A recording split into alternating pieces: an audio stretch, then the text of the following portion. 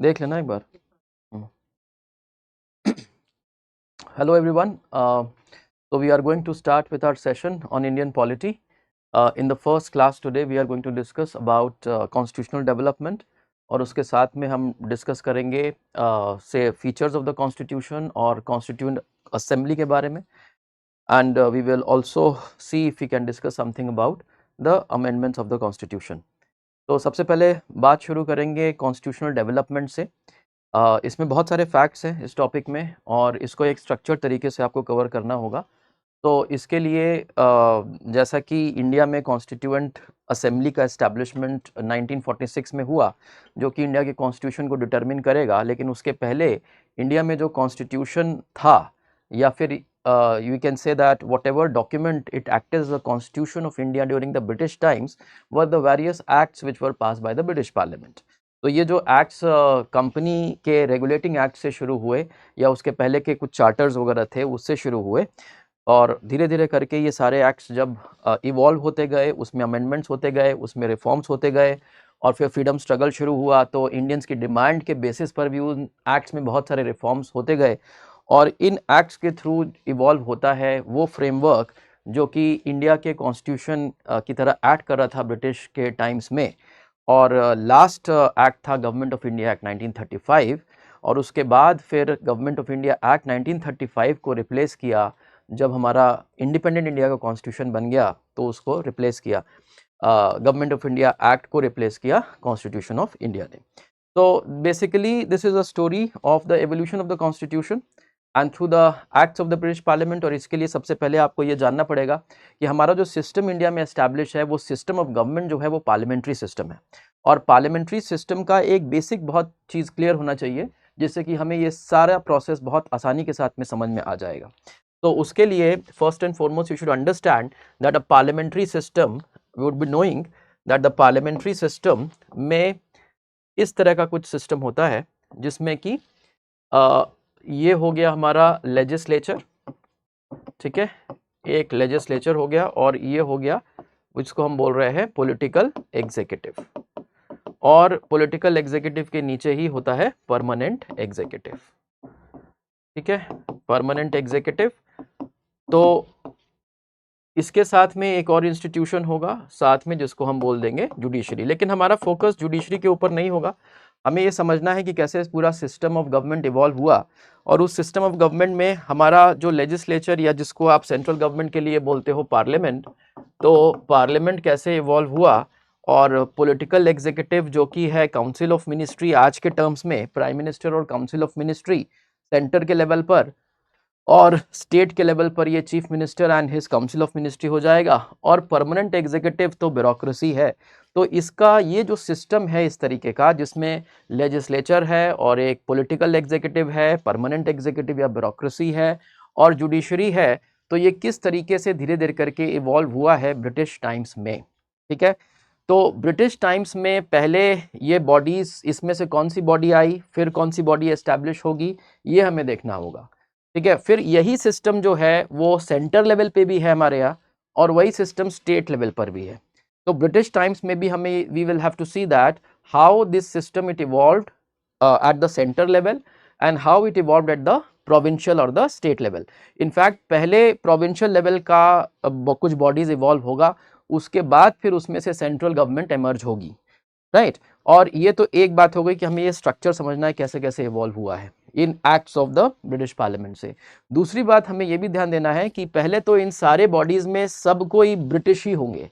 Initially all the composition, all the members in these bodies, it will all B British and when the freedom struggle will start, especially after 1857, then there will be more and more demands for representation of Indians in these bodies. In fact 1857 revolt के पहले ही जो lower level की bureaucracy थी, मतलब permanent executive में भी जो lower level पे थे, जो प्रोविंशियल लेवल में जो लोअर ब्यूरोक्रेसी थी, उसमें इंडियंस को रिप्रेजेंटेशन मिल चुका था 1833 के एक्ट से। लेकिन बाकी जगह the representation it was given only after 1857। तो अभी हमें ये भी देखना होगा कि Indians were given in representation in the higher services, higher civil services bureaucracy में, फिर इंडियंस को रिप्रेजेंटेशन लेजिस्लेटिव काउंसिल में मिलेगा, सेंटर के में भी मिलेगा और स्टेट के में भी मिलेगा। Like for example if I draw this diagram in more simplified manner, तो क्या होगा कि ब्रिटिश टाइम्स में हमारा जो फोकस है वो किन बॉडीज पे होने वाला है। आपके पास ये बॉडीज है, इसमें मैंने सिर्फ लेजिस्लेटिव काउंसिल और एग्जीक्यूटिव काउंसिल को बनाया है, इसमें हमने परमानेंट एग्जीक्यूटिव को ड्रॉ नहीं किया है। तो ये तो हो गया लेजिस्लेचर, ओके, और ये इसके साथ में ये हो गया हमारा पॉलिटिकल एग्जीक्यूटिव, ठीक। परमानेंट एग्जीक्यूटिव को हम नहीं बना रहे हैं। और इसी तरह से यहां पर ये लेजिस्लेचर हो गया, दिस विल बी लेजिस्लेचर और this will be political executive. तो हमारा फोकस सिर्फ इन्हीं बॉडीज पे होगा टू अंडरस्टैंड इट प्रॉपर्ली, और फिर उसके साथ में थोड़ा बहुत एलैबोरेशन में बाकी कर दूंगा। तो ये तो सेंटर लेवल पे हो गया, सेंटर में भी एक लेजिस्लेचर एमर्ज होगा। अब वो देखना है कैसे वो लेजिस्लेचर एमर्ज होता है।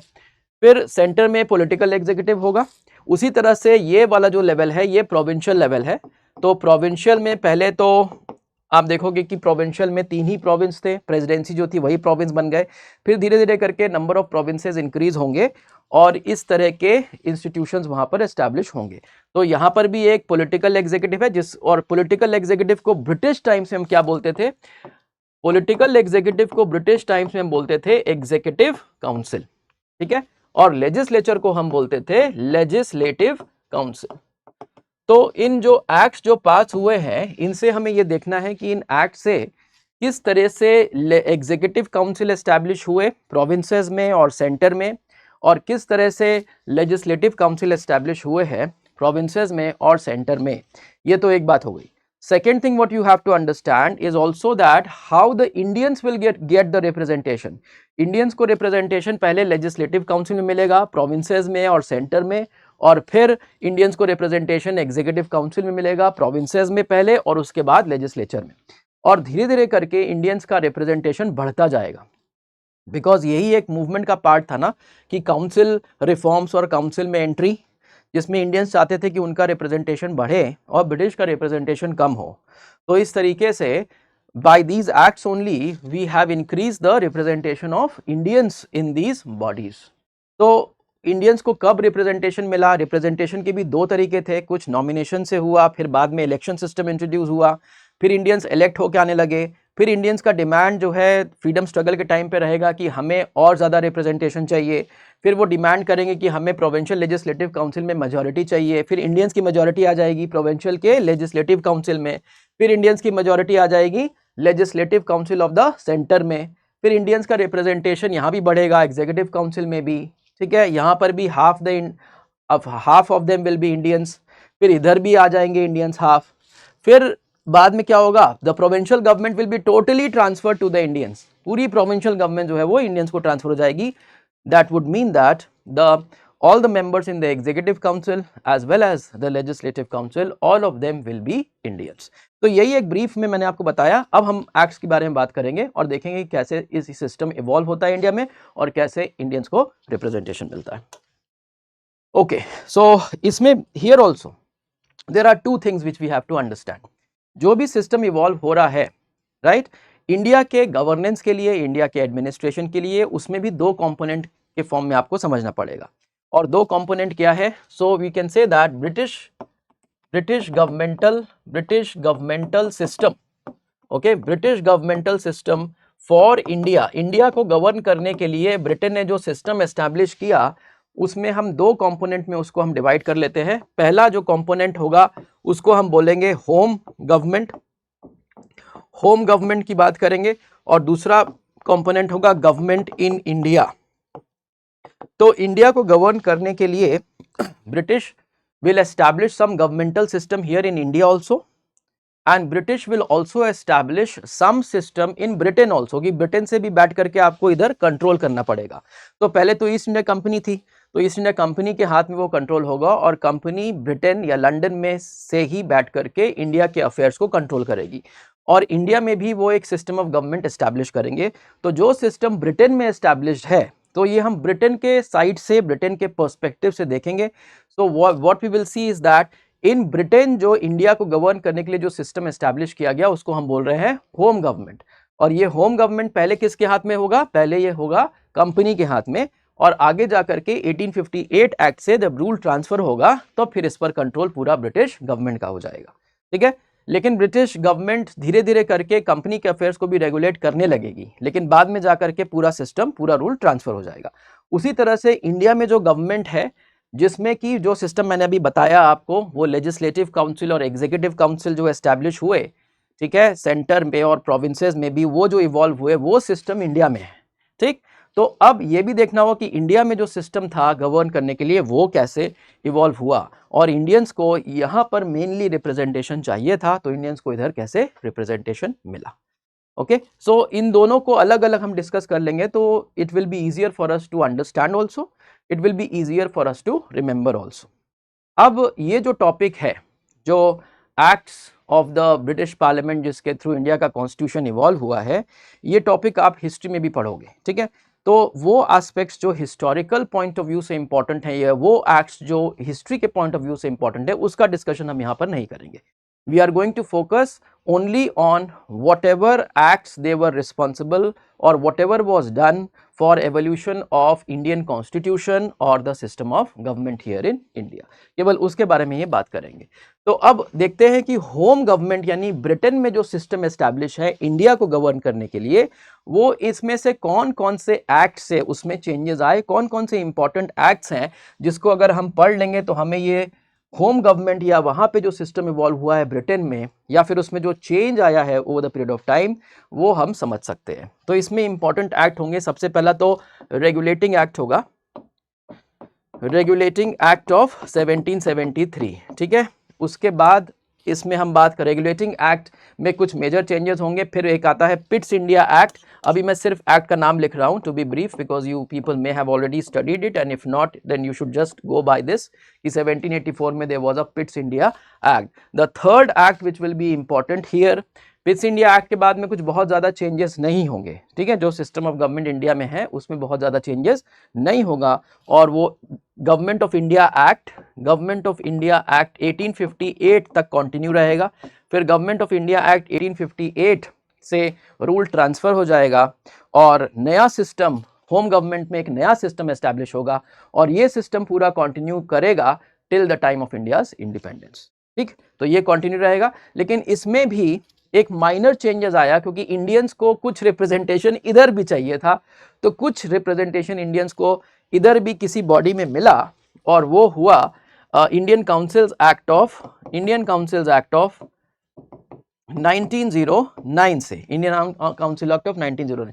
सो ये चार एक्ट हम डिस्कस करेंगे टू अंडरस्टैंड कि होम गवर्नमेंट कैसे इवॉल्व हो रही है, कैसे एमर्ज हो रही है, और आपके लिए फिर इजी हो जाएगा याद करना। और गवर्नमेंट इन इंडिया की अगर हम बात करें तो जो इंपॉर्टेंट एक्ट हमें डिस्कस करने हैं वो एक तो यही करना है, रेगुलेटिंग एक्ट ऑफ 1773, ठीक। दूसरा एक्ट हम डिस्कस करेंगे इंडिया में जो चेंजेस हो रहा है उसके लिए अगर हम बात करेंगे तो फिर 1833 एक्ट, फिर 1853 एक्ट, ये दोनों थे चार्टर एक्ट, ठीक।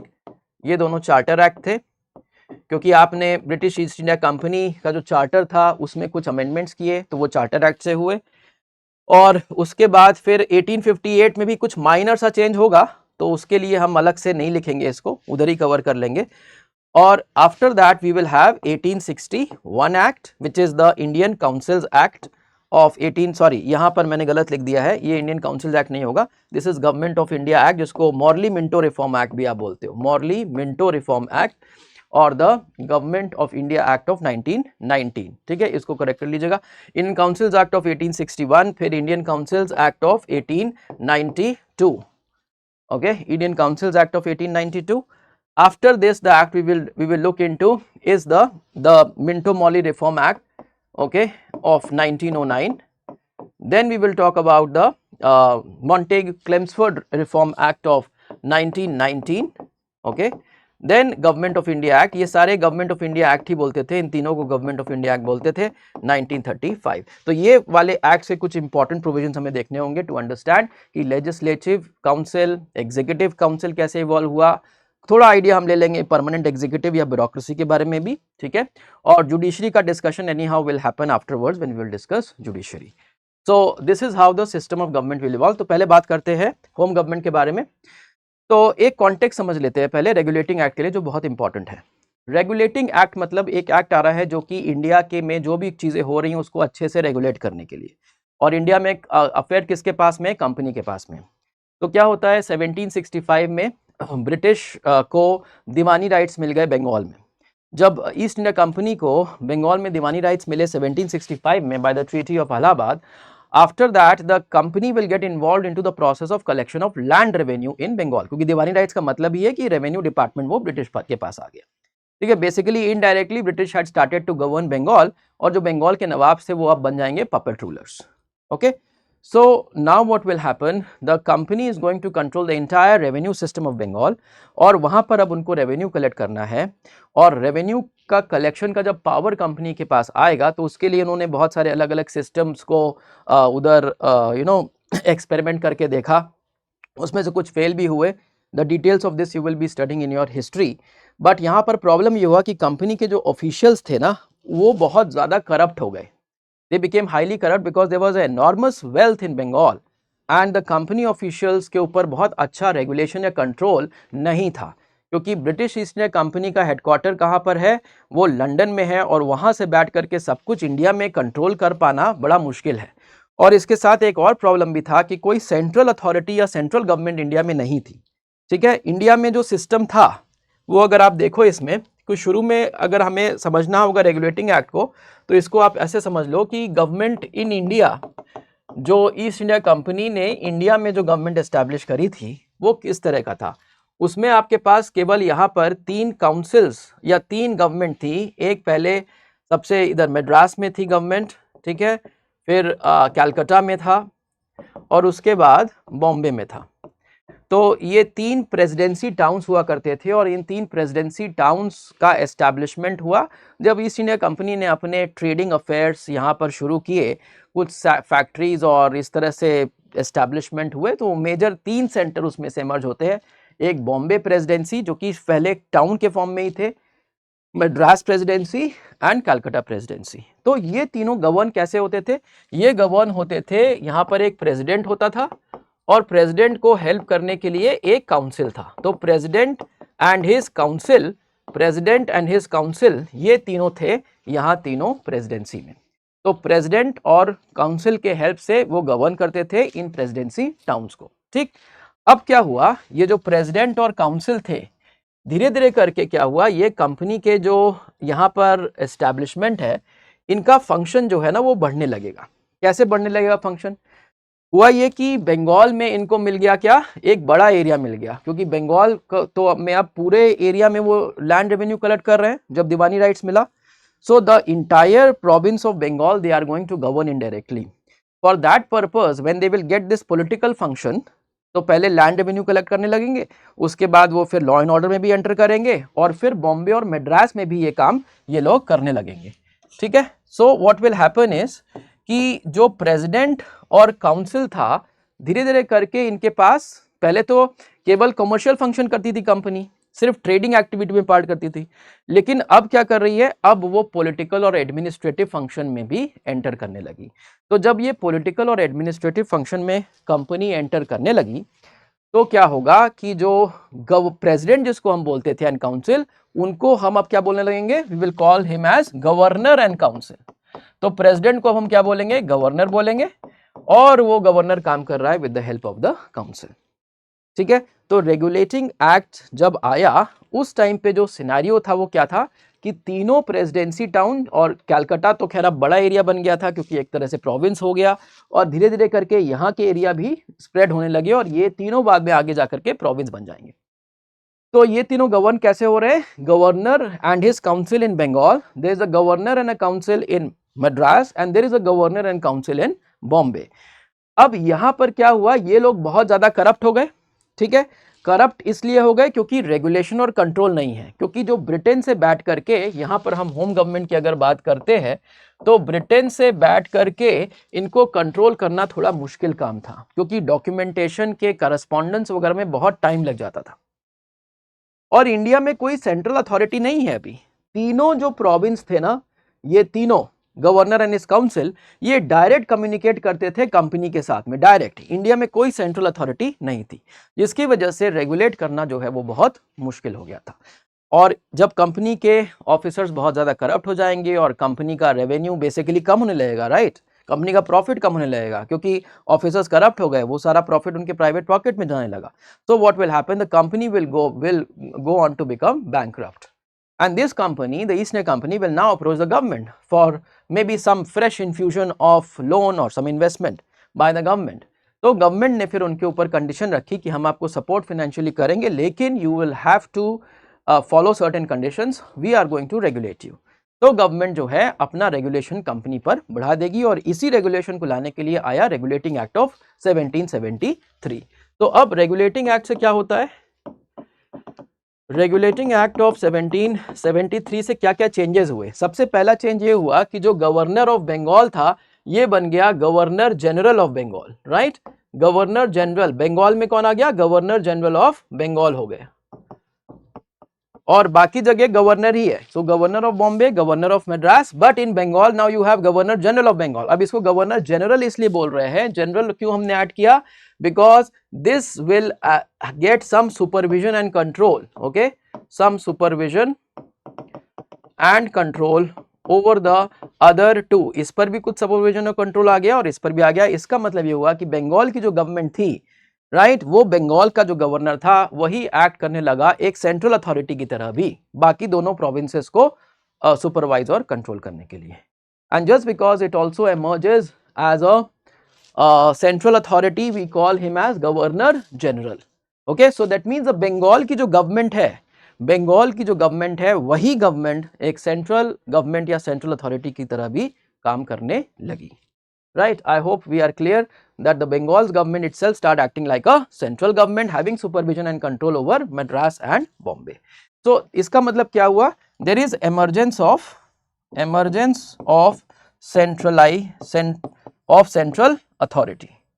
एक emergence of central authority हो गया. दूसरा पॉइंट आप इसमें कहोगे कि गवर्नर ऑफ बंगाल जो थे वो क्या बन गए, वो बन गए गवर्नर जनरल ऑफ बंगाल, ठीक. और एक बात उन्होंने करी, क्योंकि अब डिस्प्यूट्स अगर, क्योंकि बंगाल एक बड़ा एरिया भी है, वहां पर रेवेन्यू वगैरह का कलेक्शन काफी हो रहा है, तो काफी सारे डिस्प्यूट्स भी होंगे, इसलिए उन्होंने कलकत्ता में एक सुप्रीम कोर्ट भी एस्टैब्लिश किया. So supreme court was established at Calcutta. तो ये चेंजेस तो इंडिया में हुए. अब आपको इसमें से ये क्लियर होने लगा कि अभी यहाँ पर केवल देखो, यहाँ पर जो काउंसिल है, गवर्नर जनरल की जो काउंसिल है, ये काउंसिल सिर्फ एग्जीक्यूटिव काउंसिल है, ठीक. कौन सी काउंसिल है, एग्जीक्यूटिव काउंसिल. अभी तक लेजिस्लेटिव काउंसिल एस्टैब्लिश नहीं हुई है, ठीक.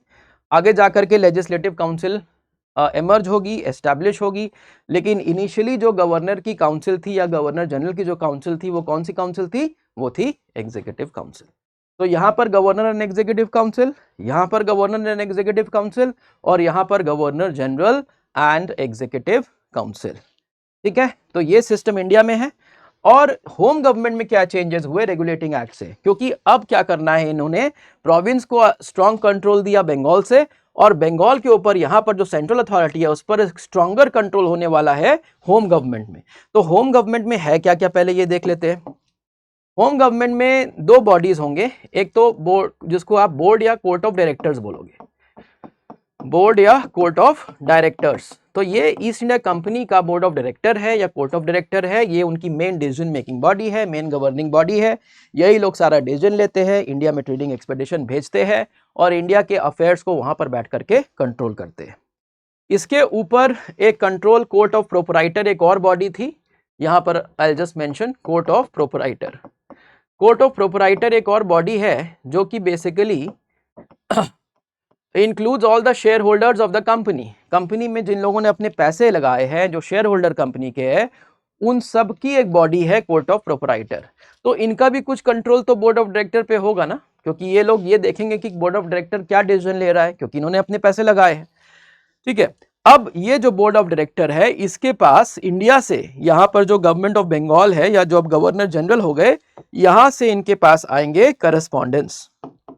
क्या आएंगे, करस्पॉन्डेंस आएंगे. जो भी रिपोर्ट आएगी सारी कंपनी की इंडिया से, वो आएगी इनके पास. अब इन्होंने, गवर्नमेंट ने क्या कहा कि जो भी करस्पॉन्डेंस आ रहा है इंडिया से आपके पास, वो आपको हमें सबमिट करना पड़ेगा. You will have to submit those correspondence to the government. तो यहाँ पर क्या हुआ कि इन्होंने गवर्नमेंट में ही, एक तो क्या क्या चीज गवर्नमेंट में है, एक तो पार्लियामेंट है ब्रिटेन की, ठीक है, पार्लियामेंट के अंडर में फिर नीचे एग्जीक्यूटिव होगा या गवर्नमेंट, और गवर्नमेंट में दो डिपार्टमेंट है, एक है सेक्रेटरी ऑफ स्टेट जो कि वहां का एक्सटर्नल अफेयर्स या फॉरेन अफेयर्स का डिपार्टमेंट है, और दूसरा है ट्रेजरी। ठीक, तो ट्रेजरी क्या है, वहां का फिनेंस डिपार्टमेंट है। तो अब इन्होंने कहा कि जो भी करस्पॉन्डेंस कंपनी के आ रहे हैं, ये करस्पॉन्डेंस जो दो पार्ट में डिवाइड होकर के बोर्ड ऑफ डायरेक्टर के थ्रू ट्रेजरी और जो फिनेंस से रिलेटेड करस्पॉन्डेंस हैं वो सब ट्रेजरी के पास जाएंगे, और जो बाकी सिविल करस्पॉन्डेंस हैं वो सेक्रेटरी ऑफ स्टेट के पास जाएंगे, और फिर गवर्नमेंट इन करस्पॉन्डेंस को पार्लियामेंट में प्लेस करेगी। यहां से ये गवर्नमेंट के पास चले गए और फिर वो पार्लियामेंट में, यानी जो भी करस्पॉन्डेंस कंपनी का इंडिया से आ रहा है वो करस्पॉन्डेंस फिनेंस और सिविल अलग अलग जा रहा है दोनों डिपार्टमेंट के पास, एक्सटर्नल अफेयर्स डिपार्टमेंट और फिनेंस डिपार्टमेंट के पास, and ultimately it is going to the parliament. तो अब पार्लियामेंट के पास जब ये रिपोर्ट और डॉक्यूमेंट आएंगे तो पार्लियामेंट क्वेश्चन पूछ सकती है, और गवर्नमेंट भी क्वेश्चन पूछ सकती है कंपनी से कि आप ये सारे अफेयर्स कैसे कर रहे हो। तो ये हो गया रेगुलेशन। तो this is what regulating act was there, and the system over here is that there is a court of proprietor and there is a court of director. आगे जाकर के पिट्स इंडिया एक्ट से इसी में एक चेंजेस आप देख लो कि पिट्स इंडिया एक्ट से क्या चेंज होता है। जब पिट्स इंडिया एक्ट आया, पिट्स इंडिया एक्ट ऑफ 1784, अब क्या होता है, पिट्स इंडिया एक्ट से what happened was some changes were made in the home government itself. Home government में ही कुछ चेंजेस किए गए। क्या चेंजेस किए गए, जो इन्होंने रेगुलेशन बनाया था इस रेगुलेशन में भी कुछ इनको लगा कुछ प्रॉब्लम है, और प्रॉब्लम यह है कि कंपनी जो है वो दो तरह के फंक्शन करने लगी थी। एक तो उसका ओरिजिनल फंक्शन जो था ट्रेड और कॉमर्स का वो कर रही थी, और साथ में अब वो रेवेन्यू और लॉ एंड ऑर्डर मतलब गवर्नमेंट के फंक्शन भी करने लगी। तो इन्होंने कहा कि ये सब कुछ इतना मिक्सअप होके कंफ्यूजन हो जा रहा है और बहुत क्लियर कट हमें नहीं समझ में आ रहा है कि गवर्नमेंट को क्या कंट्रोल करना चाहिए और क्या नहीं करना चाहिए। क्योंकि आप लोगों को ये बात भी समझनी चाहिए कि कंपनी के लिए जो गवर्नमेंट में जो पॉलिसी होगी वो कौन सी होगी, गवर्नमेंट जो है वो कंपनी को फ्री हैंड देगी, लेसे फेयर की पॉलिसी फॉलो करेगी। पहले तो कंपनी को लेसे फेयर की पॉलिसी अलाउ की गई, मतलब गवर्नमेंट ज्यादा इंटरफेयर नहीं करेगी कंपनी के अफेयर्स में। लेकिन जब उन्होंने देखा कंपनी के ऑफिशियल्स करप्ट हो रहे हैं और गवर्नमेंट का भी तो टैक्स कम होगा ना जब प्रॉफिट कम होगा कंपनी का, तो गवर्नमेंट ने उसको रेगुलेट करने के लिए रेगुलेटिंग एक्ट बनाया। लेकिन अब क्या होगा, अब गवर्नमेंट का बिजनेस, कंपनी का बिजनेस और उसके पॉलिटिकल अफेयर सब कुछ रेगुलेट होने लगे। तो यहां पर फिर गवर्नमेंट को लगेगा कि हमें पॉलिटिकल जो अफेयर है कंपनी के, जो गवर्नमेंट वाले फंक्शन है उसको ज्यादा अच्छे से रेगुलेट करना है। बिजनेस में तो हम उनको फ्री हैंड देंगे, फ्री एंटरप्राइज है तो हम उधर लेसे फेयर की पॉलिसी फॉलो करेंगे, उसमें ज्यादा इंटरफेरेंस नहीं करेंगे। लेकिन जो पॉलिटिकल और गवर्नमेंट वाले जो फंक्शन है इसको हम ज्यादा अच्छे से रेगुलेट करेंगे। इस चीज के लिए the government decided, the parliament brought another law in Britain which is called as the Pitt's India Act of 1784, and by this they separated the political function of the company from the commercial functions of the company. अब इन्होंने क्या कहा, पिट्स India act में इन्होंने कहा कि भाई ये जो बोर्ड ऑफ डायरेक्टर है वो तो रहेगा ठीक, लेकिन बोर्ड ऑफ डायरेक्टर के साथ में इन्होंने एक और बॉडी एस्टैब्लिश कर दी जिसको बोला गया बोर्ड ऑफ कंट्रोल। एक नई बॉडी एस्टैब्लिश करी। अब क्या होगा, जो कंपनी से करस्पॉन्डेंस आ रहा है वो दो पार्ट में डिवाइड हो जाएगा ठीक। जो उनका करस्पॉन्डेंस या जो भी मैटर कॉमर्शियल फंक्शन है, तो कॉमर्शियल फंक्शन जो है वो तो बोर्ड ऑफ डायरेक्टर ही देखेंगे ठीक।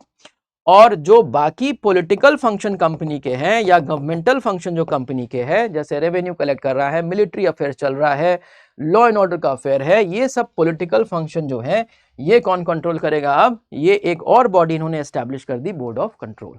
मतलब देखो यहां पर इन्होंने सीधा कंपनी के फंक्शन को बाइफरकेट कर दिया है। कमर्शियल फंक्शन के लिए वो कंट्रोल करने जा रहे हैं बोर्ड ऑफ डायरेक्टर से, और पॉलिटिकल फंक्शन जो है वो कंट्रोल करेगा बोर्ड ऑफ कंट्रोल। और ये बोर्ड ऑफ कंट्रोल जो है ये कंट्रोल होगा ब्रिटिश गवर्नमेंट से ठीक है, ब्रिटिश गवर्नमेंट और पार्लियामेंट से कंट्रोल होगा। क्योंकि बोर्ड ऑफ कंट्रोल जो है इसमें रिप्रेजेंटेशन ऑफ किसका रिप्रेजेंटेशन है, इसमें रिप्रेजेंटेशन होगा ब्रिटिश गवर्नमेंट का। सो ब्रिटिश गवर्नमेंट ही मेंबर्स अपॉइंट करेगी और गवर्नमेंट का ही कंट्रोल होने वाला है कंपनी के पॉलिटिकल फंक्शन पर, और कंपनी के कमर्शियल फंक्शन में गवर्नमेंट ज्यादा इंटरफियर नहीं करेगी। तो जिसकी वजह से अब थोड़ी और क्लैरिटी आ जाएगी और कंपनी के जो पॉलिटिकल फंक्शंस हैं, गवर्नमेंटल फंक्शंस हैं, वो ज्यादा अच्छे से रेगुलेट होने लगेंगे। तो that is the purpose of पिट्स India act. ठीक है। तो अभी तो मैंने थोड़ा सा आपको आइडिया गवर्नमेंट इन इंडिया का दे दिया था, लेकिन अभी हम पहले ये डिस्कस कर लेते हैं होम गवर्नमेंट कैसे कैसे चेंज हो रहा है, ये कंप्लीट कर लेते हैं, so that afterward we will just go on discussing this और देखेंगे कि होम गवर्नमेंट में क्या क्या चेंजेस हुए। तो पहला तो मैंने आपको उधर लिखा था 4 मेन एक्ट्स हैं जिसके थ्रू होम गवर्नमेंट में चेंजेस हुए। पहला आपने देख लिया रेगुलेटिंग एक्ट, दूसरा पिट्स इंडिया एक्ट, और तीसरा जो जिससे मेजर चेंज हुआ वो था 1858 का act of 1858, government of India act of 1858, जिससे कि रूल जो है वो ट्रांसफर हो गया, रूल वॉज ट्रांसफर्ड। अभी मैं थोड़ा आगे जंप कर गया हूं, I will just come back to the previous act, लेकिन हम अभी केवल देख रहे हैं कि होम गवर्नमेंट में क्या चेंजेस हुए। तो होम गवर्नमेंट में स्ट्रक्चर क्या था, ब्रिटेन में 2 बॉडी है, एक है board of director of the company या कोर्ट ऑफ डायरेक्टर जिसको बोला जाता है, and the other one is board of control, and these 2 bodies are basically looking after the commercial and the political functions respectively. ठीक है, ये दोनों bodies continue वैसे ही कर रही थी और 1858 तक जब तक कंपनी का रूल था तब तक यही सिस्टम उधर चल रहा था। लेकिन जब कंपनी का रूल ट्रांसफर हुआ और ब्रिटिश गवर्नमेंट और क्राउन ने अपने हाथ में ले लिया, तो यहां पर क्या होगा, the existing board of director and board of control were abolished, उनको अबॉलिश कर दिया गया, क्योंकि अब तो गवर्नमेंट को डायरेक्टली देखना है इंडिया के अफेयर्स को। तो जो एग्जिस्टिंग बोर्ड ऑफ डायरेक्टर था वो अबॉलिश हो गया, बोर्ड ऑफ कंट्रोल अबॉलिश हो गया। कंपनी को कहा गया कि अब आप तो केवल कॉमर्स वाला और ट्रेड कॉमर्स फंक्शन करोगे, आपका इंडिया में गवर्नमेंट से कोई लेना देना है नहीं, क्योंकि ब्रिटिश ईस्ट इंडिया कंपनी उसके बाद भी एग्जिस्ट करेगी और वो अपना जो नॉर्मल बिजनेस वाला फंक्शन है वो करेगी, तो वो बिजनेस करेगी और वो अपना दूसरा बोर्ड ऑफ डायरेक्टर अपॉइंट उसके लिए कर लेंगे, अब कंपनी का कोई लेना देना नहीं होगा। Now the rule has been transferred to the British crown. अब देखो आप कैसे ये दोनों बॉडी अबॉलिश हो गई, कंपनी अपना दूसरा बोर्ड ऑफ डायरेक्टर अपॉइंट कर लेगी और बोर्ड ऑफ कंट्रोल तो बिल्कुल ही अबॉलिश हो गया, और सारा फंक्शन किसके पास आ गया है, सो सबसे ऊपर पार्लियामेंट है। अब ये स्ट्रक्चर देख लो, पार्लियामेंट के नीचे कौन है, गवर्नमेंट है, गवर्नमेंट के नीचे वहां पर एक सेक्रेटरी ऑफ स्टेट होंगे जो वहां का एक्सटर्नल अफेयर्स डिपार्टमेंट होगा। ठीक, सेक्रेटरी ऑफ स्टेट जैसे आपके एस जयशंकर अभी एक्सटर्नल अफेयर्स मिनिस्टर है, वैसे ही वहाँ के जो एक्सटर्नल अफेयर जो देखेंगे वो सेक्रेटरी ऑफ स्टेट होगा। तो ब्रिटेन की जितनी भी कॉलोनी है पूरे वर्ल्ड में वो कौन देखेगा, कौन सा डिपार्टमेंट देखेगा, वही फॉरेन अफेयर्स वाला डिपार्टमेंट देखेगा, सेक्रेटरी ऑफ स्टेट में। लेकिन सारी colonies, British empire was huge right, जिसमें इंडिया का प्लेस सबसे ज़्यादा इंपॉर्टेंट था, और जब इंडिया का रूल ब्रिटिश गवर्नमेंट के हाथ में आया तो उन्होंने कहा कि इंडिया के लिए हमें एक अलग से एक ऑफिसर अपॉइंट करना पड़ेगा।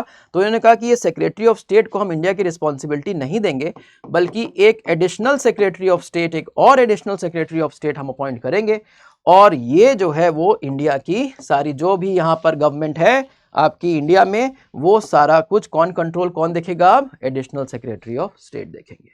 तो board of control, board of director को अबॉलिश कर दिया गया, कंपनी अपना बोर्ड ऑफ डायरेक्टर एस्टैब्लिश कर लेगी, और सारा का सारा फंक्शन जो कंपनी का था वो अब आ गया एडिशनल सेक्रेटरी ऑफ स्टेट के पास, राइट, जो कि एक मिनिस्टर है बेसिकली गवर्नमेंट में, और इनको हेल्प करने के लिए यहाँ पर एक काउंसिल एस्टैब्लिश कर दी गई जिसको बोला गया काउंसिल ऑफ इंडिया।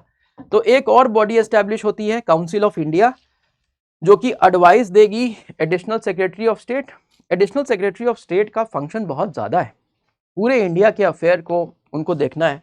तो काउंसिल ऑफ इंडिया जो एस्टैब्लिश किया गया, यहाँ पर इसमें थे कितने members, this will have 15 members, ठीक, 15 मेंबर्स थे इसमें, और ये 15 मेंबर्स जो है एडिशनल सेक्रेटरी ऑफ स्टेट को सपोर्ट करेंगे to look after the Indian affairs, और एडिशनल सेक्रेटरी ऑफ स्टेट सारा सबमिशन गवर्नमेंट और पार्लियामेंट को करेगा। तो ये सिस्टम 1858 में आ गया जो ब्रिटेन में था। उसके बाद एक और चेंज जो मैंने लिखा था 1909 एक्ट से, Minto Morley reform act, Morley Minto reform act 1909, या फिर आप इसको गवर्नमेंट ऑफ इंडिया एक्ट भी बोल सकते हो 1909 का, इससे भी एक चेंज आया, और वो ये चेंज आया कि जो काउंसिल ऑफ इंडिया थी इसमें 2 Indians were appointed, 2 Indians were appointed in council of India. जो 15 मेंबर थे यहाँ पर, इसमें अब कितने आ गए, 2 इंडियंस भी आ गए। इनके नाम थे KG Gupta and Syed Hussain Bilgrami. Okay, KG Gupta and Sayyid Hussain Bilgrami. These were 2 Indians, first and foremost, who were appointed in the Council of India, which was an advisory body for the Additional Secretary of State. I hope we are clear with this. तो यही final changes हुए। इसके बाद से अब ये system जो है इंडिया के इंडिपेंडेंस तक ऐसे ही रहेगा, जो होम गवर्नमेंट है उसमें कोई और चेंजेस इसमें नहीं आएंगे। Okay, now we will look at the changes which are happening in India. India में जो गवर्नमेंट है उसमें क्या क्या चेंजेस आए, इसके लिए हमने एक एक्ट पहले ही डिस्कस कर लिया है, रेगुलेटिंग एक्ट। रेगुलेटिंग एक्ट के बाद क्या होता है, जो governor of Bengal becomes the governor general of Bengal. So the government of Bengal is also acting as a central authority to supervise the government in Madras and Bombay। और तीनों जगह पर क्या सिस्टम है, एक गवर्नर है और उनकी एक काउंसिल है। ये जो काउंसिल है वो कौन सी काउंसिल है, एग्जीक्यूटिव काउंसिल है। तो तीनों जगह पर अभी तक रेगुलेटिंग एक्ट से क्या था, 1773 से तीनों जगह पर एग्जीक्यूटिव काउंसिल थी और गवर्नर थे, लेकिन बंगाल के जो गवर्नर थे we called him as governor general. अब देखते हैं इसके बाद चेंज क्या हुआ। We are talking about changes in government in India. अब इंडिया में जो गवर्नमेंट है उससे क्या चेंज हुआ, इसमें हम पहला डिस्कशन हम कर चुके, राइट। रेगुलेटिंग एक्ट ऑफ 1773 से जो कुछ भी हुआ वो हम डिस्कस कर चुके हैं, ठीक है। पिट्स इंडिया एक्ट से मेनली चेंजेस हुए, होम गवर्नमेंट में इंडिया में चेंजेस नहीं हुए, तो वो हम स्किप कर देते हैं। फिर उसके बाद कुछ और एक्ट्स भी बीच में आएंगे जो कि पॉलिटी के पर्सपेक्टिव से उतने इंपॉर्टेंट नहीं है। नेक्स्ट जो एक्ट हमें डिस्कस करना है वो है 18, this will be the charter act. Okay, this will be the charter act of 1833। Charter act of 1833 से देखो आप क्या चेंजेस हुए, होम गवर्नमेंट में ही चेंजेस हुए। तो यहां पर अब क्या होगा कि 3 काउंसिल थी हमारे पास, ठीक। यहां पर कौन है, यहां पर है governor general plus his council, ठीक।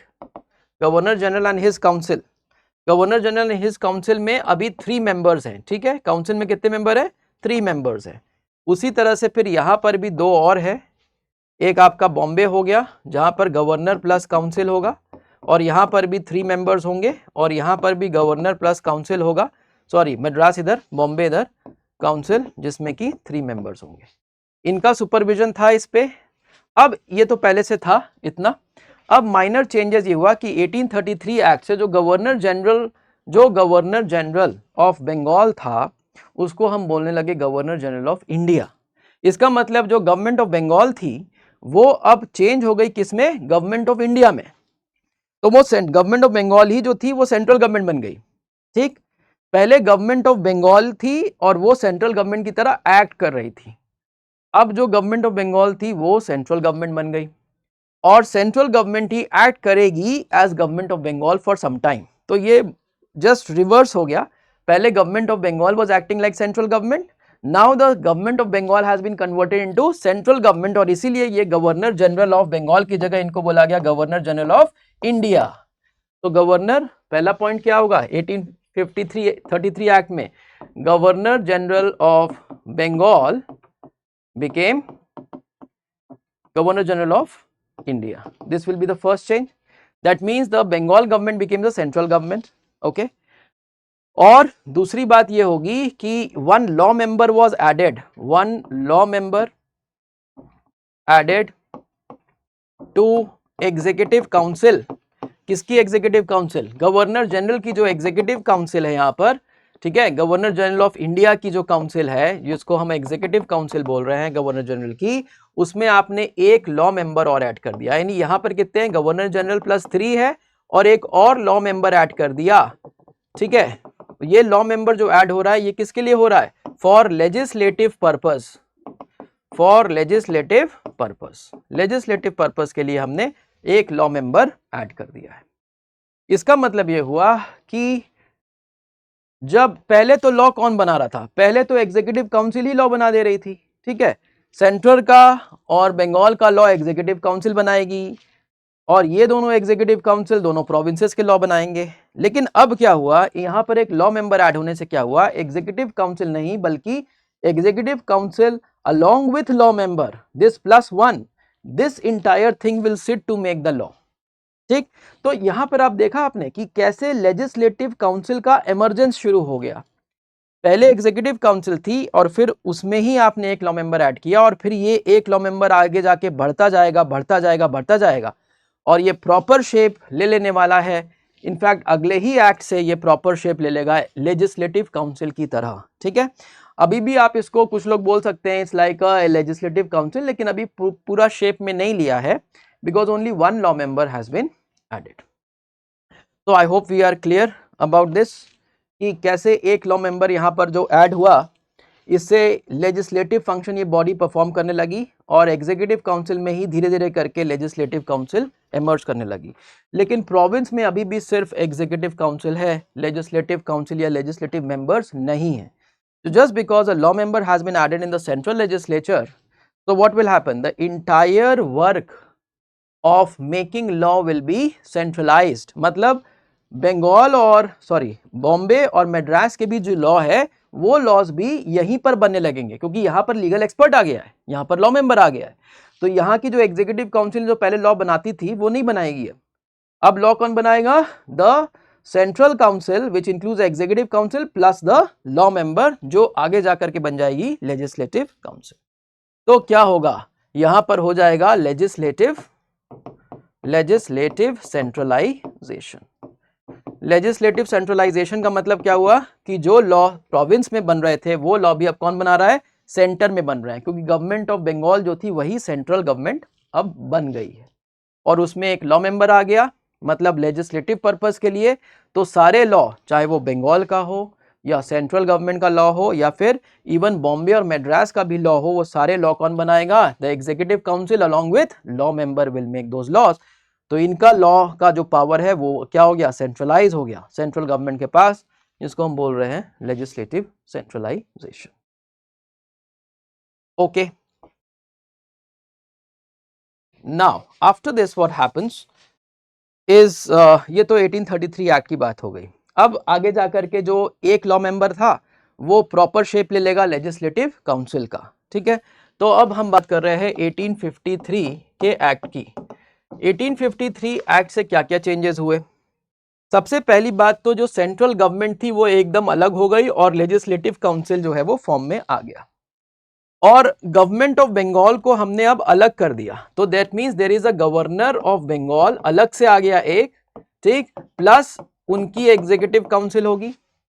यहां पर कौन है? यहां पर है governor general of India, governor general of India plus his executive council, ठीक है। अब ये governor general of India plus executive council में एक्चुअली में एक और मेंबर आ गया जिसको हम बोलते थे कमांडर इन चीफ।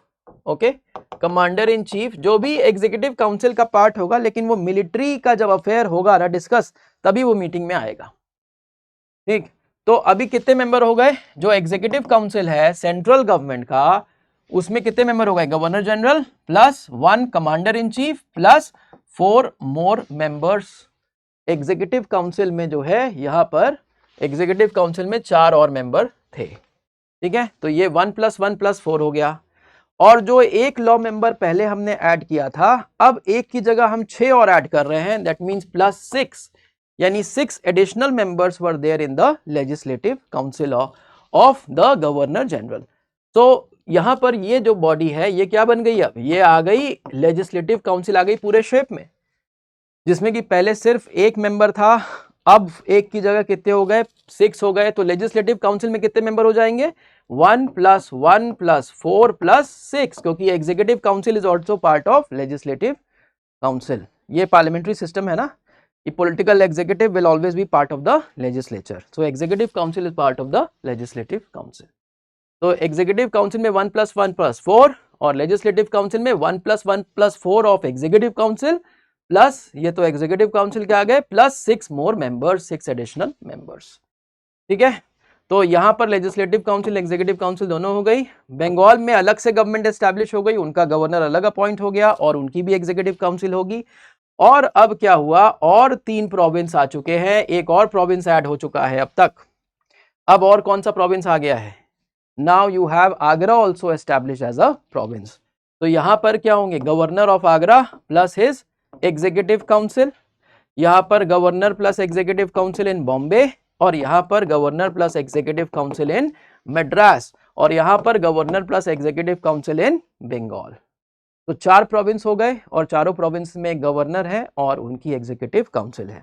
और एक सेंट्रल गवर्नमेंट अलग से है, वो भी कलकत्ता में ही लोकेटेड है क्योंकि गवर्नमेंट ऑफ बंगाल से ही निकली है। और उसमें एग्जीक्यूटिव काउंसिल के साथ साथ है लेजिस्लेटिव काउंसिल। और इन सब के लॉ कौन बना रहा है? इन सब के लॉ भी यही बनाएंगे, यही लोग लॉ बनाएंगे, क्योंकि ऑलरेडी लेजिस्लेटिव सेंट्रलाइजेशन हो चुका है। अब ये जो 6 मेंबर है एडिशनल, इनमें से क्या होगा? ये 6 में दिस विल इंक्लूड 2 + 4। 4 में कहां से आ रहे हैं? एक मेंबर आ रहा है, तीनों प्रोविंसेस से एक एक मेंबर भेजा जा रहा है। ये प्रोविंस की गवर्नमेंट एक एक मेंबर भेजेगी। प्रोविंस की गवर्नमेंट एक एक मेंबर भेजेगी, मतलब provincial government will appoint 1 member here in the legislative council of the centre. ठीक है, that means, this means what? This means that कि प्रोविंस का रिप्रेजेंटेशन है ना, ये 6 में से 4 मेंबर जो है वो प्रोविंस से आ रहे हैं, प्रोविंस के की गवर्नमेंट इलेक्ट करके उनको नॉमिनेट करके भेज रही है। तो इसको हम बोलेंगे these 4 members, this indicates what? This indicates local representation. मतलब प्रोविंस का रिप्रेजेंटेशन सेंट्रल लेजिस्लेचर में है, इसको लोकल रिप्रेजेंटेशन बोल रहे हैं। और लोकल रिप्रेजेंटेशन का मतलब यहाँ पे इंडियन से नहीं है, लोकल रिप्रेजेंटेशन का मतलब है यहाँ पर कि प्रोविंस का रिप्रेजेंटेशन जो है वो सेंटर में, सेंट्रल लेजिस्लेटिव काउंसिल में होगा। जैसा कि you people must be knowing that these days we have the representation of the states in the Rajya Sabha, in the council of states, right. जो राज्यसभा के मेंबर्स हैं वो कैसे इलेक्ट होते हैं? राज्यसभा के मेंबर्स इलेक्ट होते हैं स्टेट के लेजिस्लेटिव असेंबली के मेंबर से, एमएलएज इलेक्ट करते हैं।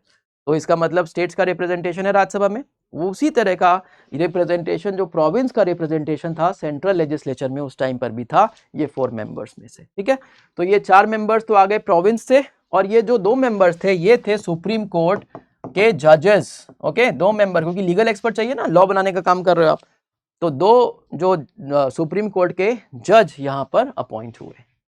ठीक है, so this is how the changes have been made. अगर आपको लिखना होगा गवर्नमेंट ऑफ इंडिया एक्ट 1953 में क्या चेंजेस हुए, तो पहला तो governor general of Bengal became what? Became governor general of, sorry, governor general of Bengal was already governor general of India. एक सेकेंड, ये 1833 में हो गया था। क्या हुआ यहाँ पर? Separate governor of Bengal appointed. ठीक, बंगाल में हमने अलग से गवर्नर अपॉइंट कर दिया, separate governor of Bengal was appointed, means government of Bengal अब अलग हो गई सेंट्रल गवर्नमेंट से। दूसरी बात यह हुई कि हमने 6 additional number of members, legislative council came into, legislative council was properly established now. पहले एक ही मेंबर था इसलिए हम उसको लेजिस्लेटिव काउंसिल नहीं बोल रहे थे, was properly established at the central level। तो सेंट्रल में क्या हो गई? लेजिस्लेटिव काउंसिल हो गई और वही लॉ बना रही है। तो लेजिस्लेटिव सेंट्रलाइजेशन जो पहले ही आ गया था वो कंटिन्यू करेगा। ठीक है, और एक बात आप इसमें ये भी लिख सकते हो कि local representation was given for the first time. पहली बार हमने लोकल रिप्रेजेंटेशन दिया, और लोकल रिप्रेजेंटेशन का मतलब क्या है? Representation of the provinces in the centre and essentially in the central legislative council. तो ये 1853 का एक्ट हो गया। ठीक, अब इसके बाद क्या चेंज होगा? 1861 के एक्ट से, बीच में 1858 का एक्ट आएगा, राइट, रिवोल्ट होगा, फिर 1858 एक्ट से भी मेजर चेंजेस होम गवर्नमेंट में हुए जो मैंने आपको बता दिए। इंडिया में सिर्फ इतना चेंज हुआ कि गवर्नर जनरल जो था उसको अब वाइसरॉय बोला जाएगा, वाइसरॉय भी बोला जाएगा, मतलब गवर्नर जनरल ही वाइसरॉय होगा। वाइसरॉय का यूज इसलिए करेंगे क्योंकि अब वो क्राउन का रिप्रेजेंटेटिव हो गया, तो उसको हम वाइसरॉयलिटी से रेफर कर रहे हैं, that's why it's viceroy. So governor general will be called as viceroy and lord Canning was the first viceroy of India. तो 1858 एक्ट से इतना ही हुआ। फिर देखते हैं 1861 एक्ट से।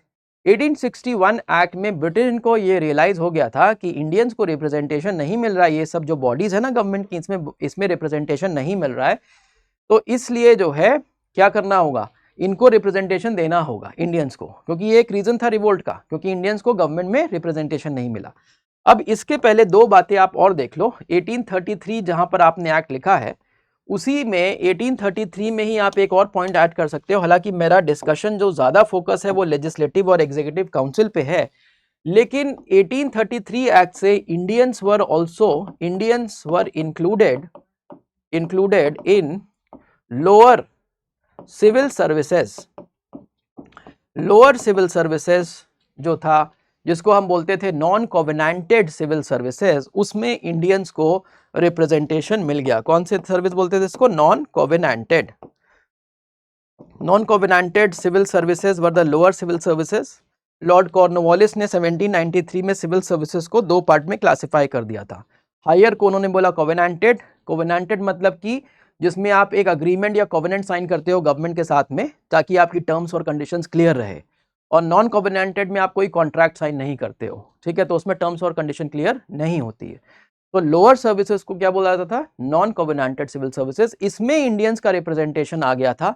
तो ये परमानेंट एग्जीक्यूटिव की बात होगी, ठीक है ना, क्योंकि पहले तो हमने केवल लेजिस्लेटिव काउंसिल और एग्जीक्यूटिव काउंसिल, पॉलिटिकल एग्जीक्यूटिव की बात करी, लेकिन परमानेंट एग्जीक्यूटिव में भी इंडियंस को सबसे पहले रिप्रेजेंटेशन मिला। ये पहली बार इंडियंस को रिप्रेजेंटेशन गवर्नमेंट में कहीं पर भी मिला तो 1833 एक्ट से मिला, लोअर सिविल सर्विसेज में। ठीक, अब इसके बाद 1853 का जो एक्ट था, इसमें ही आप एक पॉइंट और ऐड कर सकते हो, that Indians given representation in higher civil services, जिसको बोला जाता था कोवेनेंटेड सिविल सर्विसेज, उसमें इंडियंस को रिप्रेजेंटेशन मिला। यहीं पर ओपन कंपटीशन इंट्रोड्यूस हुआ। तो फिर मकौले कमेटी एस्टैब्लिश हुई 1854 में। मकौले कमेटी ने रिपोर्ट दी, उस बेसिस पे फिर ओपन कॉम्पिटिटिव एग्जामिनेशन इंट्रोड्यूस होता है, जिसमें इंडियंस को भी अलाउ किया जाता है, लेकिन एग्जाम सिर्फ लंदन में होता है, तो इंडियंस के लिए मुश्किल हो जाता है लंदन जाकर के एग्जाम में अपियर होना। और एज लिमिट भी, मैक्सिमम एज लिमिट भी बहुत कम थी। पहले तो 23 ईयर्स मैक्सिमम एज लिमिट थी, फिर उसको घटा के 22 कर दिया गया, और फिर आगे जाकर के उसको और कम करके 19 कर दिया गया मैक्सिमम एज लिमिट को। तो ये थोड़ा सा और आप देख लो कि इंडियंस को रिप्रेजेंटेशन मिल जाता है सिविल सर्विसेज में पहले ही, राइट, परमानेंट एग्जीक्यूटिव। यहां पर नहीं मिला कहीं पर भी इंडियंस को रिप्रेजेंटेशन, अभी लेजिस्लेटिव काउंसिल और एग्जीक्यूटिव काउंसिल में नहीं मिला है, सिर्फ लोअर ब्यूरोक्रेसी और फिर हायर ब्यूरोक्रेसी में मिला है। और अगर इसमें ही आप समझना चाहते हो कि मैं ब्यूरोक्रेसी भी बना दूं, तो ये जो पॉलिटिकल एग्जीक्यूटिव है ना, इसी में यहां पर होगा परमानेंट एग्जीक्यूटिव इसके नीचे, तो इसमें यहां पर इंडियंस को रिप्रेजेंटेशन मिलता है। लेकिन पॉलिटिकल एग्जीक्यूटिव में अभी एग्जीक्यूटिव काउंसिल में या फिर लेजिस्लेटिव काउंसिल में इंडियंस को रिप्रेजेंटेशन नहीं मिला है, जो कि मिलेगा पहली बार किससे? 1861 एक्ट से। तो अब आप देखो 1861 एक्ट से क्या होता है। 1861 एक्ट, जो कि इसका नाम ही इंडियन काउंसिल्स एक्ट है, इंडियन काउंसिल्स एक्ट, राइट। तो इसका मतलब काउंसिल में रिफॉर्म होगा। काउंसिल में रिफॉर्म होने का मतलब है कि अब legislative council were also established. ठीक, legislative council established in provinces also. Provinces में लेजिस्लेटिव काउंसिल आ गई जैसे सेंटर में थी, और जब प्रोविंस में लेजिस्लेटिव काउंसिल आ गई तो वो अपने लॉ खुद बनाएंगे। तो जो आपने सेंट्रलाइजेशन किया था, लेजिस्लेटिव सेंट्रलाइजेशन, अब क्या हो जाएगा? अब हो जाएगा लेजिस्लेटिव डिसेंट्रलाइजेशन। आप प्रोविंसेस को वापस से पावर दे देते हो। So this will now bring what? Legislative council established in provinces, and this will lead to legislative decentralization. ठीक, और साथ में ना तो सिर्फ आप लेजिस्लेटिव काउंसिल आपने एस्टैब्लिश करी प्रोविंसेस में, आपने इंडियंस को उसमें रिप्रेजेंटेशन भी दिया। तो ये पहली बार है जबकि किसी इस तरह की पॉलिटिकल बॉडी में, पॉलिटिकल बॉडी मैं कह रहा हूँ, पॉलिटिकल एग्जीक्यूटिव नहीं कह रहा हूँ, क्योंकि लेजिस्लेटिव काउंसिल भी एक तरह की पॉलिटिकल बॉडी है, लॉ मेकिंग है, उसमें भी मतलब लोगों के रिप्रेजेंटेटिव एक तरह से होते हैं। ठीक, तो आपने पॉलिटिकल बॉडीज में इंडियंस को रिप्रेजेंटेशन दिया, right. So Indians given representation in where? कौन सी लेजिस्लेटिव काउंसिल में? प्रोविंस में भी मिल गया और सेंटर में भी मिल गया, दोनों में एक साथ मिल गया। Representation in central and provincial legislative council. ठीक, तो अब अगर हमें डायग्राम बनाना होगा तो हम ऐसे बना सकते हैं कि सेंटर में है गवर्नर प्लस एग्जीक्यूटिव काउंसिल, यानी 1 प्लस एग्जीक्यूटिव काउंसिल में 1861 के बाद आ गए 5 मेंबर्स। ठीक, तो 5 मेंबर्स किस में आ गए, ये एग्जीक्यूटिव काउंसिल में आ गए, जो कि वाइसरॉय की, अब गवर्नर जनरल की जगह we are using the term viceroy also, so you can call this as governor generals or viceroy's executive council. It has one, that is governor general himself, and 5 other members are there in this executive council. ठीक, अब इसके बाद में आपके पास और कितने province हैं, यहाँ पर 4 प्रोविंस हैं, राइट। और चारों प्रोविंस में आपने क्या किया, धीरे धीरे करके लेजिस्लेटिव, देखो एक्ट में तो लेजिस्लेटिव काउंसिल बनाने की बात कर दी थी, फिर वो धीरे धीरे करके एस्टैब्लिश हो जाएंगे उसके बाद चारों प्रोविंसेस में। तो चारों प्रोविंसेस में भी आ गई एग्जीक्यूटिव काउंसिल और legislative council. Number of members हमें प्रोविंशियल लेवल पे देखने का जरूरत नहीं है, ठीक। बस आप ये याद रखो कि यहाँ पर एक लेजिस्लेटिव काउंसिल है और यहाँ पर एक एग्जीक्यूटिव काउंसिल है, जिसमें गवर्नर प्लस सम मेंबर है और फिर लेजिस्लेटिव काउंसिल में और मेंबर है। इसी तरह से चारों प्रोविंसेस में एग्जीक्यूटिव काउंसिल आ गई और लेजिस्लेटिव एग्जीक्यूटिव काउंसिल तो पहले से ही थी, लेजिस्लेटिव काउंसिल को आपने एस्टैब्लिश कर दिया चारों प्रोविंसेस में, जो मैंने यहां पर लिखा हुआ है। और सब जगह इंडियंस को रिप्रेजेंटेशन भी मिल गया। हम सेंटर में लेकिन देखेंगे हमेशा कि नंबर ऑफ मेंबर्स कितने हैं एग्जीक्यूटिव काउंसिल में भी और लेजिस्लेटिव काउंसिल में भी।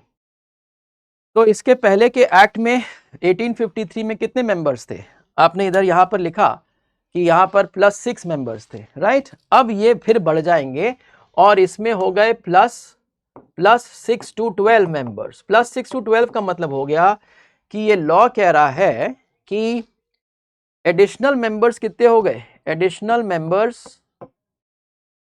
Members in central legislative council is equal to 6 to 12 members. मतलब लॉ ये कह रहा है कि 6 से 12 के बीच में कितना भी आप फिक्स कर सकते हो।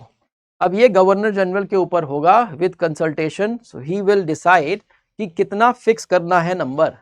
तो कितने हो सकते हैं मेंबर लेजिस्लेटिव काउंसिल में एडिशनल मतलब 1 + 5, तो एग्जीक्यूटिव वाले तो है ही लेजिस्लेटिव काउंसिल में, 1 + 5 plus any number between 6 and 12.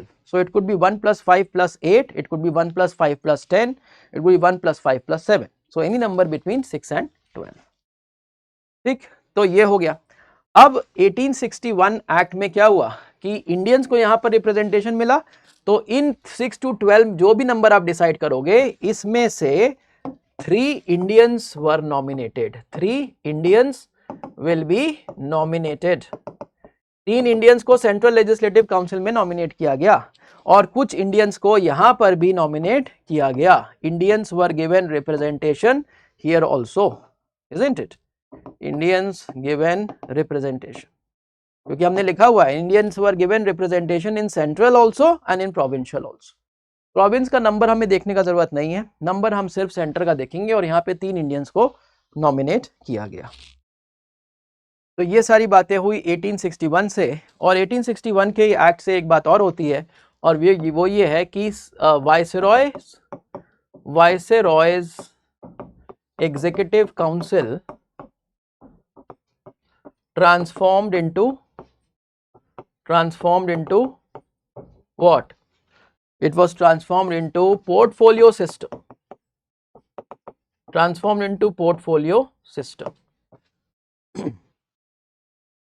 Portfolio system का मतलब क्या है? What do you mean by portfolio system over here? तो इसमें क्या है कि जो एग्जीक्यूटिव काउंसिल थी, यहां पर आप देखो एग्जीक्यूटिव काउंसिल में है 1 + 5 मेंबर्स, ठीक। और फिर आगे जाकर के इसमें और एक मेंबर बढ़ जाता है, 1874 में 5 की जगह 6 हो जाएगा, फिर और धीरे धीरे करके बढ़ता रहेगा। तो जो एग्जीक्यूटिव काउंसिल है आपकी, जिसमें कितने मेंबर हैं, 1 + 5 और बाद में कितने हो गए, 6 हो गए, मान लेते हैं 6, 1 + 6 हो गए। तो इसको मैं अब दूसरे तरह से बना रहा हूं कि यहां पर है गवर्नर जनरल, ठीक, या फिर आप इनको क्या बोल रहे हो, वाइसरॉय बोल रहे हो।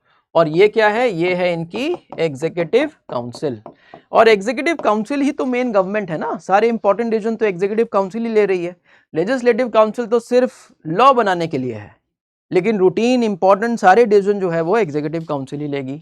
एग्जीक्यूटिव काउंसिल में कितने मेंबर्स हैं, 6 मेंबर्स हैं। अब इन्होंने क्या किया, जब हम ये कह रहे हैं कि पोर्टफोलियो सिस्टम बन गया, तो ये हो गए एग्जीक्यूटिव काउंसिलर्स, ओके, 1 2 3 4 5 6, इनको क्या बोल रहे हैं, एग्जीक्यूटिव काउंसिलर्स। एग्जीक्यूटिव काउंसिलर जो है वो member of the executive council है, ठीक है, मेंबर ऑफ एग्जीक्यूटिव काउंसिल। कितने मेंबर हैं एग्जीक्यूटिव काउंसिल में? अब 6 है। मैं 1874 का आगे थोड़ा बढ़ के ले लिया तो जस्ट टू इंडिकेट। ऐसे आप 5 भी लिख सकते हो, कोई प्रॉब्लम नहीं है, क्योंकि पहले 5 ही थे, अभी तक 5 ही थे, आगे जाके 6 हो गए। तो अब क्या किया इन्होंने, हर मेंबर को इन्होंने कहा भाई पहले क्या था कि यहां पर थे डिपार्टमेंट, मान लेते हैं कि इधर कुछ 6 डिपार्टमेंट थे। पहले क्या था ना कि ये सारे डिपार्टमेंट का कंट्रोल इन सब के पास एक साथ था, ठीक, इंडिविजुअल रिस्पॉन्सिबिलिटी नहीं थी पहले। तो इसका मतलब ये पोर्टफोलियो सिस्टम नहीं था, क्योंकि सारे लोग मिल करके कलेक्टिवली ही सारे डिपार्टमेंट को देखते थे, क्योंकि गवर्नमेंट के में डिपार्टमेंट थे ना, law, revenue, finance, home, military, इस तरह के बहुत सारे डिपार्टमेंट थे। अब क्या किया इन्होंने, अब इन्होंने कहा कि भाई ये कॉमनली हम नहीं देखेंगे इसको, what shall we rather do is all these departments will be looked after individually by different members। सबको इन्होंने रिस्पॉन्सिबिलिटी दे दी एग्जीक्यूटिव काउंसिल के। जैसे आज का एग्जीक्यूटिव काउंसिल क्या है भाई, आज का एग्जीक्यूटिव काउंसिल है काउंसिल ऑफ मिनिस्ट्री, और हर मिनिस्टर को हम मिनिस्ट्रीज का अफेयर देते हैं, तो जिसको आप बोलते हो allocation of portfolio. Her minister को एक एक मिनिस्ट्री दे देते हो। वैसे ही उस टाइम पे हर एग्जीक्यूटिव काउंसिल के मेंबर को हमने एक एक डिपार्टमेंट दे दिया, और ये डिपार्टमेंटलाइजेशन का जो स्कीम है इसी को हम बोलते हैं पोर्टफोलियो सिस्टम। ये क्यों इंट्रोड्यूस किया गया? जिससे कि एडमिनिस्ट्रेशन एफिशिएंट हो जाए, ज्यादा इफेक्टिव हो जाए, रिस्पॉन्सिबिलिटी फिक्सअप की जा सकेगी, इनिशिएटिव लोग लेंगे क्योंकि उनकी अपनी रिस्पॉन्सिबिलिटी होगी एक डिपार्टमेंट के ऊपर। तो ये भी एक मेजर चेंज हो गया। अब इसके बाद क्या होगा, इंडियंस जो है वो और डिमांड करेंगे थ्रू फ्रीडम स्ट्रगल, क्योंकि फ्रीडम स्ट्रगल भी धीरे धीरे बढ़ते जाएगा। तो they will have a demand that we want to have a democratic representation. तो अभी पहले जो इंडियंस को रिप्रेजेंटेशन मिला वो सिर्फ नॉमिनेशन से मिला, अब इंडियंस की डिमांड है हमें इलेक्ट होकर के आप रिप्रेजेंटेशन दो थ्रू इलेक्शंस। तो फिर इंडियन काउंसिल्स एक्ट आता है, next one, Indian Councils Act of 1892। अब इसमें भी आप सिनेरियो देखो किस तरह का सिनेरियो है। सेंट्रल गवर्नमेंट की अगर हम बात करेंगे तो यहां पर है 1 प्लस कितने मेंबर्स, डिपार्टमेंट एक बढ़ गया था, 1 + 6 हो गया, ठीक।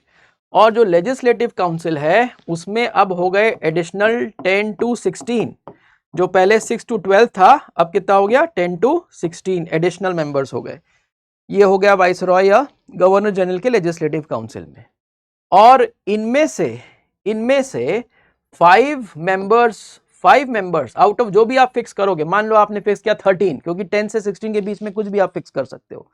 अगर आपने 13 फिक्स किया है तो उसमें से 5 मेंबर्स वर इलेक्टेड, ठीक है। और इलेक्टेड जो होंगे वो कौन होंगे, वो होंगे नॉन ऑफिशियल्स, और नॉन ऑफिशियल्स का मतलब हो गया इंडियंस, और नॉन ऑफिशियल कौन है, इंडियंस।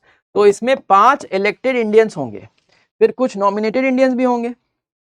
तो यू कैन इमेजिन कि इंडियंस का नंबर ऑफ मेंबर्स बढ़ गया ना, तो नॉमिनेशन भी होंगे कुछ और 5 इलेक्टेड भी हैं। और ये 5 इलेक्टेड में से इसको डिवाइड कर लो 4 और 1 से, तो 4 प्रोविंस है, तो 4 are coming from elected by legislative council of provinces, ठीक है, इलेक्टेड बाय लेजिस्लेटिव, और लेजिस्लेटिव काउंसिल में भी इलेक्टेड इंडियंस हो जाएंगे। तो legislative council of the province, मतलब प्रोविंस में जो लेजिस्लेटिव काउंसिल है उसमें भी इंडियंस इलेक्ट होके आएंगे, और जो इलेक्टेड इंडियंस हैं प्रोविंशियल काउंसिल के वही इलेक्ट करेंगे मेंबर सेंट्रल लेजिस्लेटिव काउंसिल के मेंबर्स को। तो ये 4 मेंबर्स जो हैं इसमें से 5 इलेक्ट होके आ रहे हैं। सेंट्रल लेजिस्लेटिव काउंसिल में एडिशनल 10 to 16 मेंबर्स हैं, उनमें से 5 मेंबर्स इलेक्टेड होंगे जो कि इंडियंस होंगे। उनमें से 4 इलेक्ट होके आ रहे हैं प्रोविंसेस से। कौन इलेक्ट कर रहा है, जो इलेक्टेड इंडियंस आए प्रोविंशियल लेजिस्लेटिव काउंसिल में वो इलेक्ट करेंगे। और प्रोविंशियल लेजिस्लेटिव काउंसिल में जो इंडियंस आ रहे हैं इलेक्ट होके, वो आ रहे हैं लोकल बॉडी से इलेक्ट होकर के, ठीक। तो प्रोविंशियल लेजिस्लेटिव काउंसिल के इलेक्टेड मेंबर्स यानी Indian elected members will elect the members and send 4 members to the central legislative council. तो वो लोकल रिप्रेजेंटेशन भी बना हुआ है, और अब ये रिप्रेजेंटेशन क्या हो गया, डेमोक्रेटिक हो गया। And this 1 person will be elected by Calcutta chamber of commerce, Calcutta chamber of commerce से एक मेंबर इलेक्ट होके आ रहा है। तो इस तरह से क्या किया हमने, 1892 एक्ट से क्या किया, इंडियन रिप्रेजेंटेशन दिया गया बाय इलेक्शन। तो अब क्या होगा, डेमोक्रेटिक एलिमेंट आ गया। अब इलेक्टेड रिप्रेजेंटेटिव इंडियन जब आ जाएंगे तो फिर लेजिस्लेटिव काउंसिल के पास पावर हो जाएगा, power to ask questions from government, that is executive council से क्वेश्चन पूछ सकते हैं, and they can also discuss the budget भी डिस्कस कर सकते हैं। यानी कि लेजिस्लेटिव काउंसिल का कंट्रोल हो जाएगा एग्जीक्यूटिव काउंसिल पे, जो कि पार्लियामेंट्री सिस्टम का एक इंपॉर्टेंट फीचर है ना। आपने ये पार्लियामेंट क्यों बनाया हुआ है, लॉ तो बनाने के लिए है ही, लेकिन साथ में वो एग्जीक्यूटिव से, पॉलिटिकल एग्जीक्यूटिव से क्वेश्चंस पूछने के लिए भी आपने ये बनाया है। So this is what will apply here. This is Indian Councils Act of 1892, which is important because it introduces a democratic element. Indians gets representation by election both in the central legislative council as well as in the provincial legislative council, and power to ask questions and discuss a part of the budget. Next आते हैं अब 1909 के act पर, Morley Minto reform act of 1909। अब इस act से क्या होगा, number of members will be increased, number of members, right, in legislative council of both the center and provinces, this will what happen, this will increase, right, in fact काफी substantially increase हो गया। और उसके साथ में along with this increase in the number of members, there were some separate electorates granted। separate electorates देखते हैं अभी कैसे दिया गया, separate electorates दे दिया गया 1909 एक्ट से। और 1909 एक्ट से Indians came in majority in provincial legislative council में। अब इंडियंस को मेजॉरिटी दे दी गई, इतना नंबर ऑफ मेंबर्स बढ़ गया इंडियंस का प्रोविंशियल लेजिस्लेटिव काउंसिल में कि वो मेजॉरिटी में आ गए। लेकिन सेंट्रल लेजिस्लेटिव काउंसिल में इंडियंस मेजॉरिटी में नहीं है। तो अब हम देखेंगे कि सेंट्रल लेजिस्लेटिव काउंसिल में नंबर्स की बात करेंगे कि नंबर्स कितने बढ़े। ठीक, तो आप देखो पहले तो यहाँ पर अब कितने मेंबर्स हैं, 1909 एक्ट से एक वाइसरॉय जो एग्जीक्यूटिव काउंसिल है ना, executive council of the viceroy, इसमें भी नंबर ऑफ मेंबर्स बढ़ के अब हो गए 8 मेंबर्स। ठीक, तो एक तो गवर्नर जनरल हो गया प्लस 8 मेंबर्स हो गए, और इसमें अब टोटल मेंबर्स, अब यहाँ पे एडिशनल नहीं लिख रहा हूं मैं, total members in legislative council बराबर कितने हो गए, 68, यानी एडिशनल कितने हो गए, additional 60 members, total 60 plus 8 68 members हो गए सेंट्रल लेजिस्लेटिव काउंसिल में। सेंट्रल लेजिस्लेटिव काउंसिल में 68 मेंबर्स हो गए। अब ये जो 68 मेंबर्स हैं, इस 68 में से 32 and 36 are officials, 36 were non officials. Non officials का मतलब हो गया इंडियंस। तो इंडियंस अभी भी मेजॉरिटी में नहीं है सेंट्रल में, राइट, लेजिस्लेटिव काउंसिल में नहीं है मेजॉरिटी में, लेकिन प्रोविंशियल काउंसिल में, लेजिस्लेटिव काउंसिल में मेजॉरिटी में आ गए हैं। ये 32 में से 27 are elected members, okay, and 5 were nominated Indians. तो 27 इलेक्टेड इंडियंस, 5 नॉमिनेटेड इंडियंस, और 27 में ही 8 वर Muslims elected by separate electorates, क्योंकि मुस्लिम्स के लिए सेपरेट इलेक्टोरेट्स ग्रांट कर दिया गया था, यानी कुछ सीट्स ऐसी रिजर्व कर दी गई जिसमें सिर्फ मुस्लिम कैंडिडेट्स इलेक्शन लड़ेंगे और सिर्फ मुस्लिम्स ही वोट देंगे। तो 8 सीट्स उनके लिए इंश्योर हो गई। इस 27 इलेक्टेड मेंबर में से 8 मेंबर्स तो मुस्लिम होंगे ही, और अगर बाकी में भी वो इलेक्ट होके आ गए तो आ सकते हैं, लेकिन 8 तो होंगे ही, right. So they were given representation in excess of their proportion in population. Okay, so this is what we see. And one more thing that happened was, one, इस 8 में से जो एग्जीक्यूटिव काउंसिल है, 1 Indian included in executive council also. That means ये 8 में जो members हैं, इसमें से अब एक इंडियन भी होगा।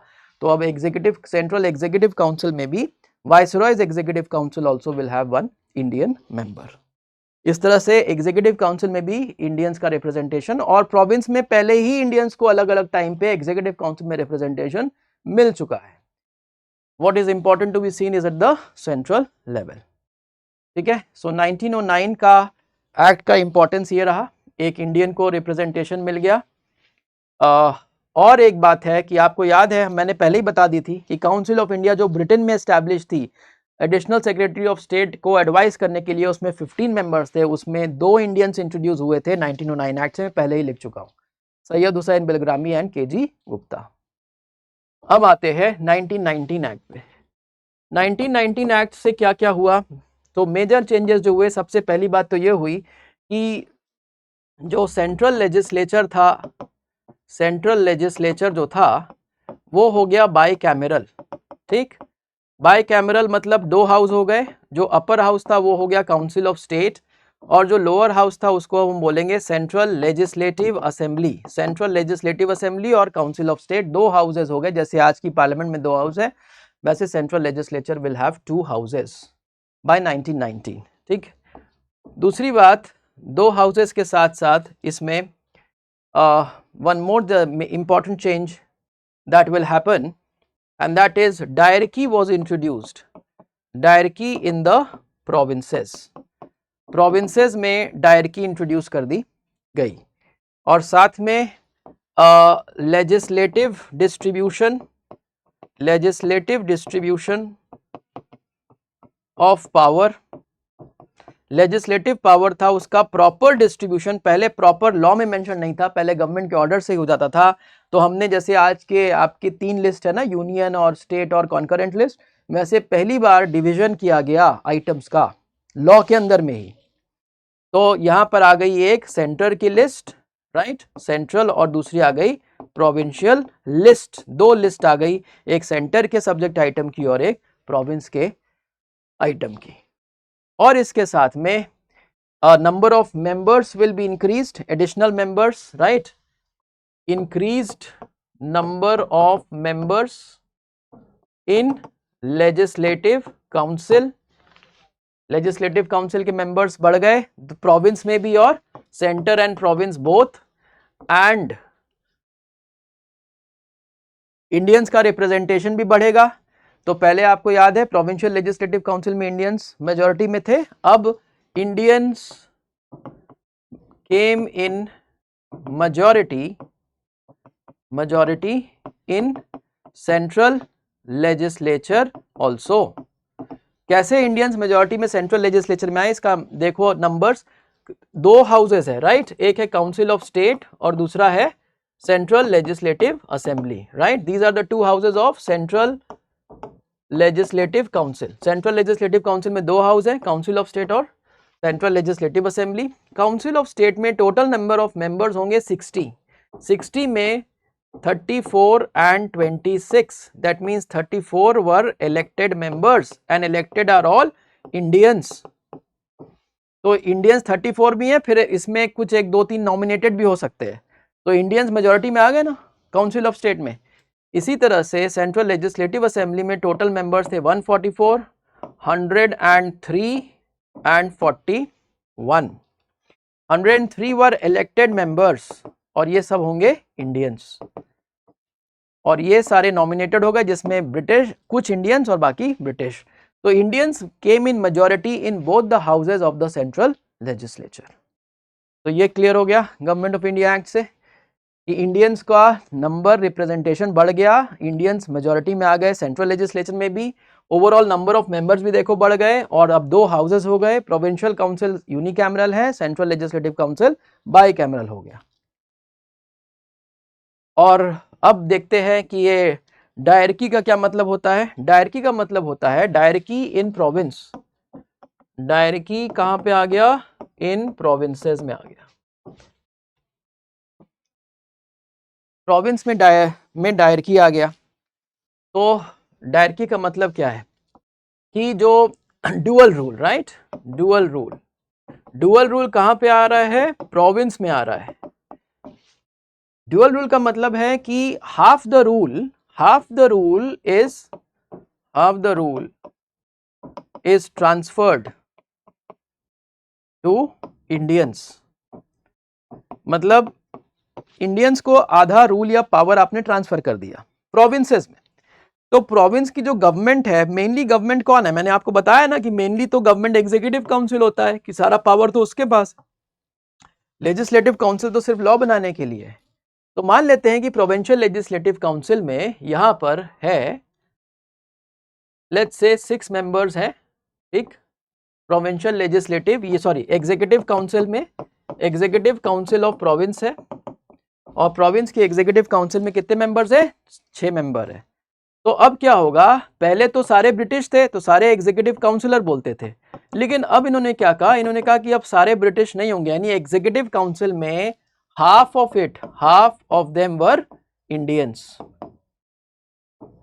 एग्जीक्यूटिव काउंसिल में भी इंडियंस को अब हमने हाफ द इंडियंस कर दिया प्रोविंसेस में, तो आधा गवर्नमेंट जो है वो इंडियंस को ट्रांसफर हो गया। तो 3 कौन हो गए, इंडियन मिनिस्टर्स, इनको हम बोलते हैं मिनिस्टर्स, क्योंकि ये रिप्रेजेंटेटिव ऑफ पीपल है, इलेक्ट होके आ रहे हैं।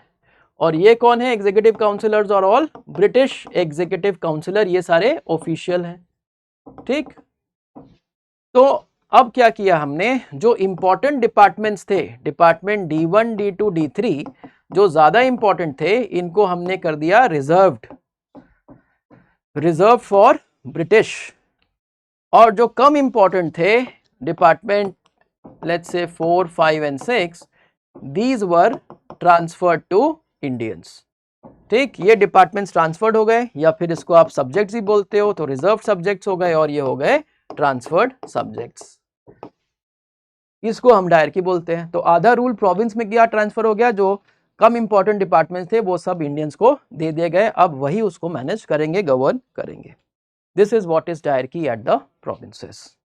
तो अगर आप ये देखो कि लिस्ट जो डिवाइड करी, पहले तो पूरा लिस्ट के सब्जेक्ट आइटम हमने सेंटर और प्रोविंस में डिवाइड कर दिया, और फिर प्रोविंस का जो आइटम था वो हमने फिर 2 पार्ट में डिवाइड कर दिया, रिजर्व्ड और ट्रांसफर्ड का।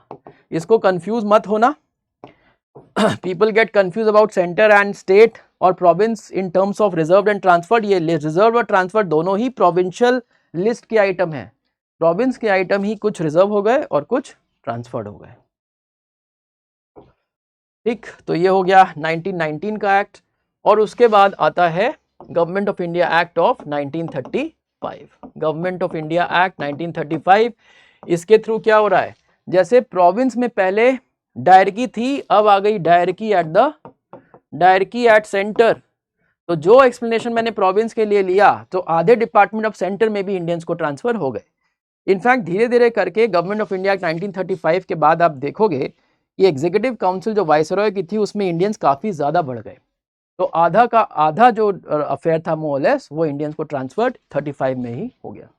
तो डायरकी एट द सेंटर आ गया, और प्रोविंसेस में क्या आ गया, provincial autonomy was given.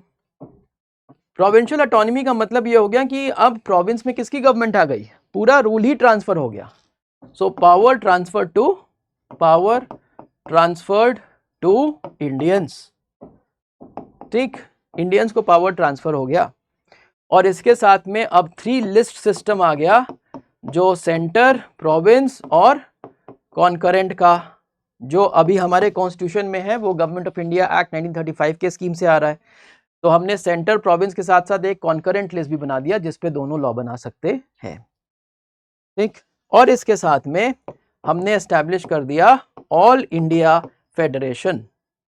All India federation का मतलब कि ब्रिटिश प्रोविंस भी आ गए फेडरेशन में, ब्रिटिश प्रोविंस, और साथ में प्रिंसली स्टेट के मेंबर्स भी आएंगे, यानी प्रिंसली स्टेट्स के मेंबर्स भी अब रिप्रेजेंटेटिव होंगे सेंट्रल लेजिस्लेचर में। पहले सेंट्रल लेजिस्लेचर में सिर्फ ब्रिटिश प्रोविंस के लोग आते थे, अब प्रिंसली स्टेट से भी लोग सेंट्रल लेजिस्लेचर में आएंगे, लेकिन ये सिर्फ नॉमिनेशन के थ्रू आएंगे, ठीक है। तो ये इस तरह से ऑल इंडिया फेडरेशन एस्टैब्लिश किया गया, but this was not implemented, okay. ये इम्प्लीमेंट नहीं हुआ था, लॉ में तो प्रपोज किया गया, but this was not implemented, the scheme of federation was not implemented. अब आप देख लो कि सेंट्रल लेजिस्लेचर का सीन देख लो कैसा है, सेंट्रल लेजिस्लेचर। अच्छा, एक बात और, इसमें 1919 में ही आप लोग ये भी ऐड कर सकते हो कि यहाँ पर तो सेंट्रल लेजिस्लेचर की बात कर दी ना हमने। जो एग्जीक्यूटिव काउंसिल थी ना, सेंट्रल गवर्नमेंट में जो एग्जीक्यूटिव काउंसिल थी, या फिर इसको आप बोलते हो वाइसरॉयज एग्जीक्यूटिव काउंसिल में कितने मेंबर थे पहले? 8 में से एक इंडियन हो गया था। तो अब ये इसमें 3 आउट ऑफ 8 जो है वो इंडियंस हो गए। मतलब वाइसरॉय की एग्जीक्यूटिव काउंसिल में भी अब 3 इंडियन हो चुके थे 1919 में ही। ठीक है, अब इसके बाद 1935 में क्या होता है? हम सेंट्रल लेजिस्लेचर की अगर बात करें तो सेंट्रल लेजिस्लेचर बाइकैमरल है, राइट? 2 हाउसेज है, काउंसिल ऑफ स्टेट और दूसरा है central legislative assembly. Council of states में अब 260 मेंबर्स होंगे। 260 जो मेंबर्स है उसमें 156 वर from the British provinces and 104 will come from the princely states, क्योंकि अभी मैंने बताया ना आपको कि फेडरेशन प्रपोज किया गया था। तो 104 members are coming from the princely states also. और ये 156 में भी 150 were elected members and 6 were nominated members. तो आप सोच लो, overwhelmingly it's all Indians only mostly now, right?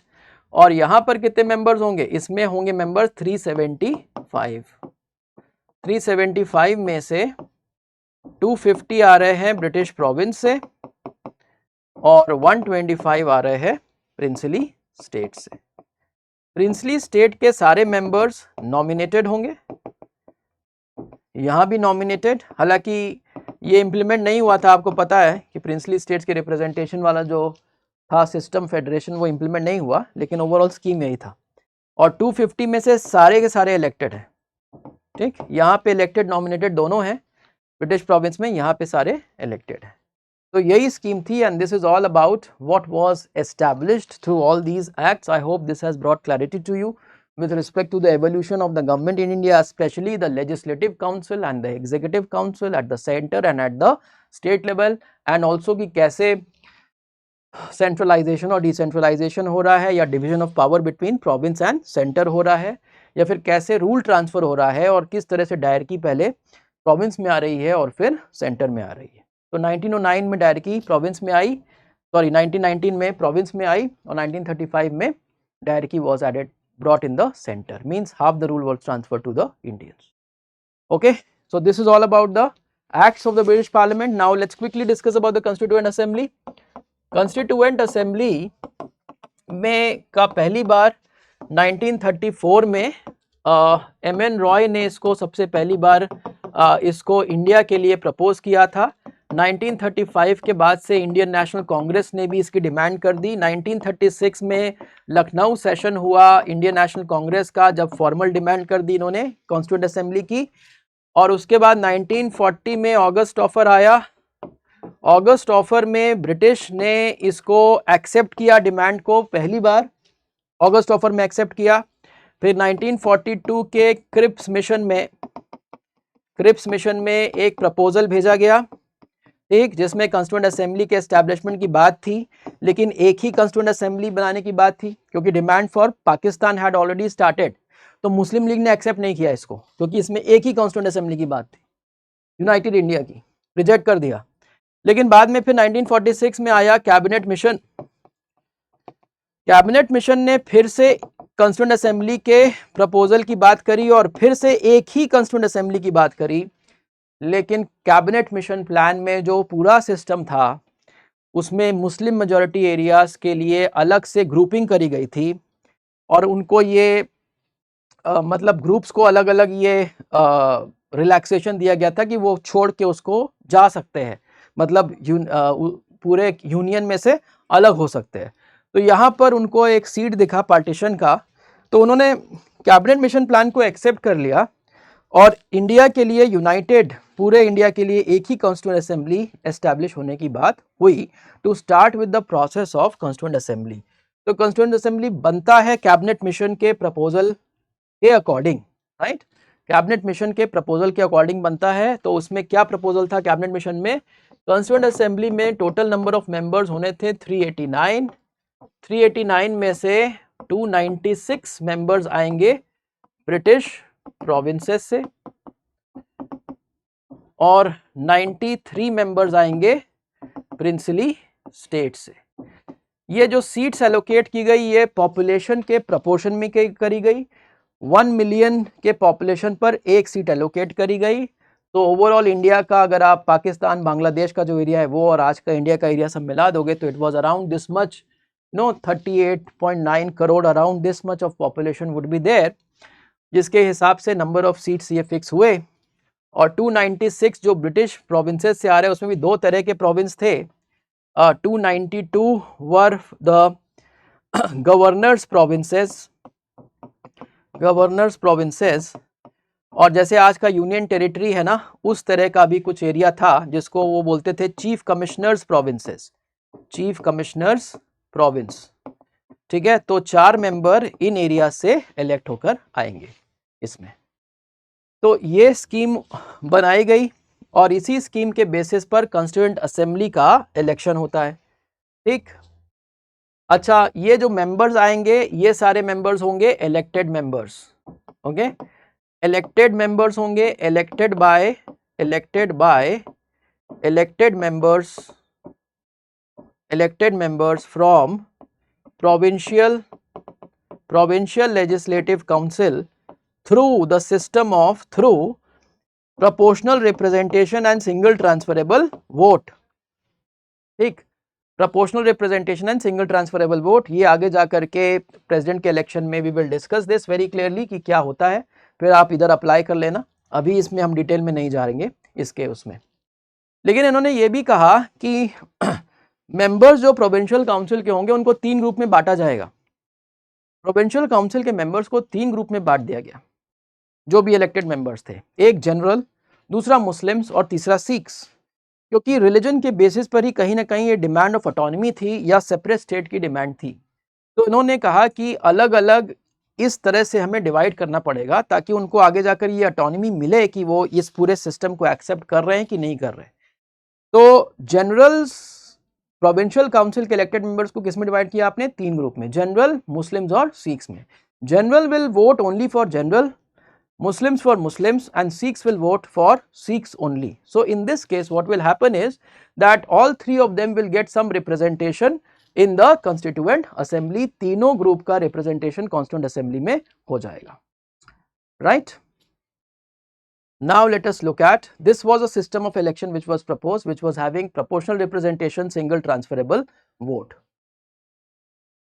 4 बजे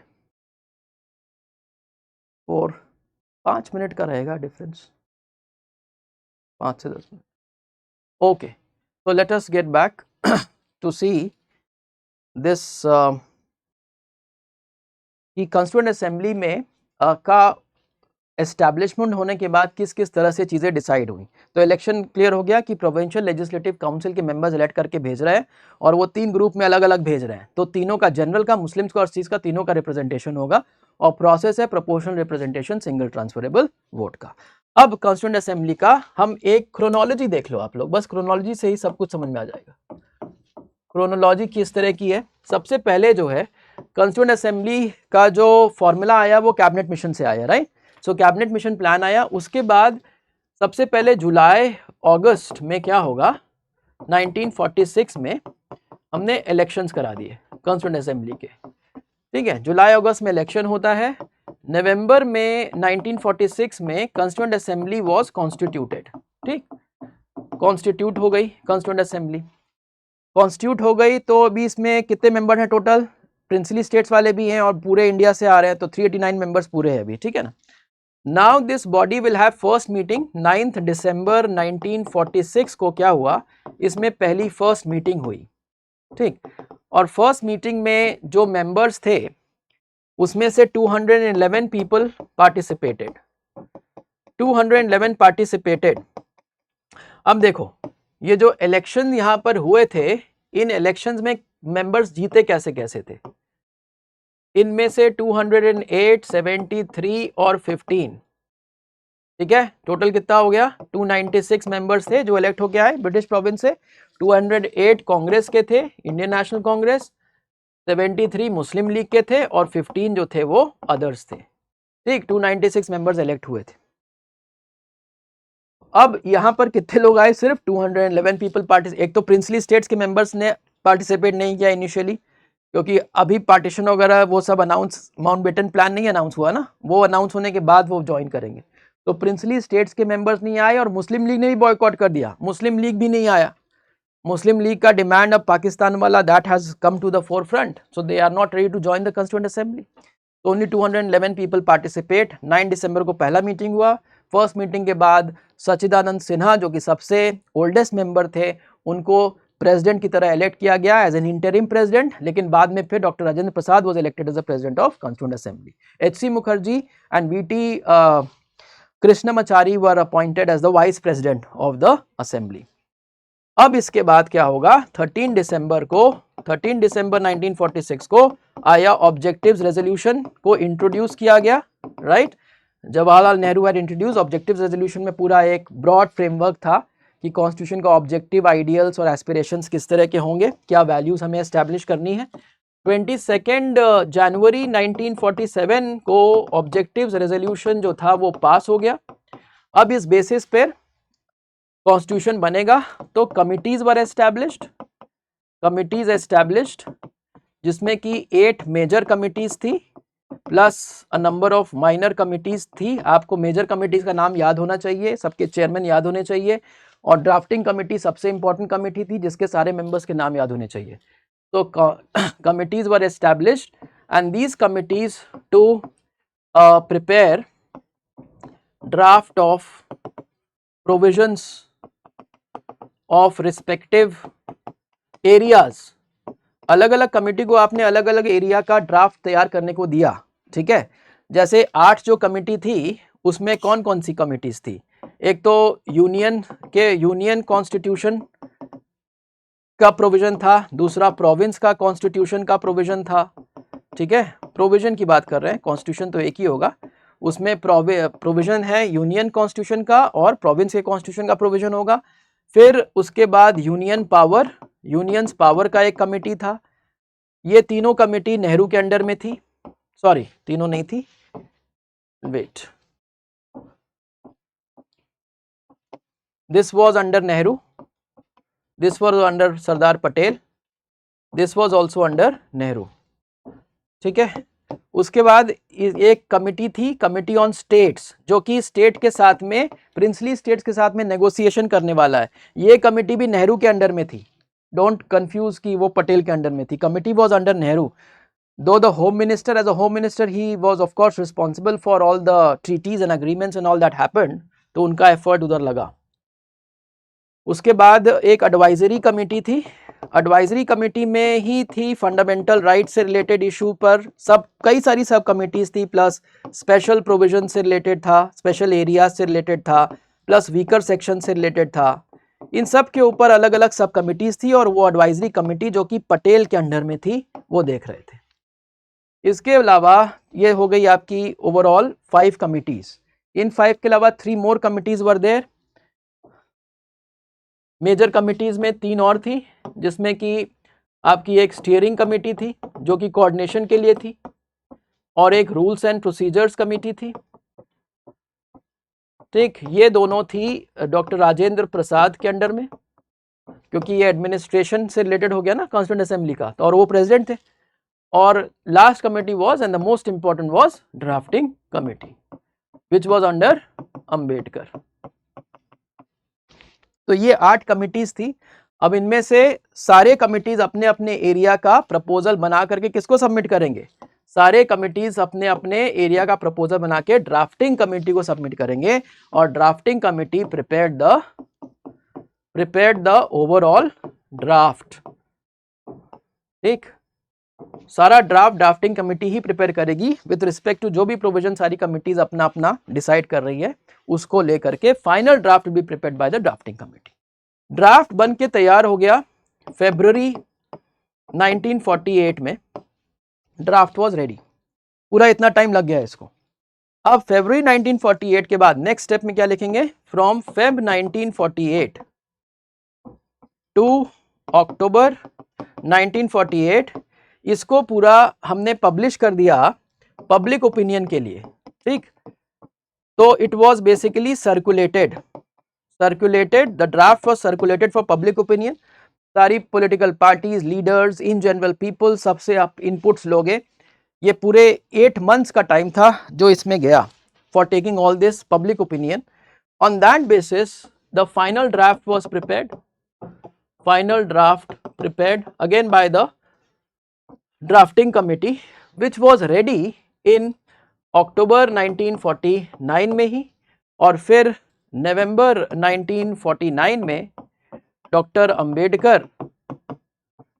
Ambedkar he presented it in the constituent assembly. अब उस पर डिस्कशन होगा, जैसे बिल पास होता है और 3 रीडिंग्स होती है, तो वैसे ही देवर 3 रीडिंग्स होगी, ठीक है, ऑफ कॉन्स्टिट्यूशनल ड्राफ्ट। क्या रीडिंग्स होगी? पहला तो इंट्रोडक्शन हो गया। इंट्रोडक्शन कौन कर रहा है? डॉक्टर अंबेडकर ने उसको इंट्रोड्यूस किया, एक मोशन के थ्रू उसको इंट्रोड्यूस करेंगे, और इंट्रोडक्शन के साथ साथ में 5 days ऑफ जनरल डिस्कशन हुआ,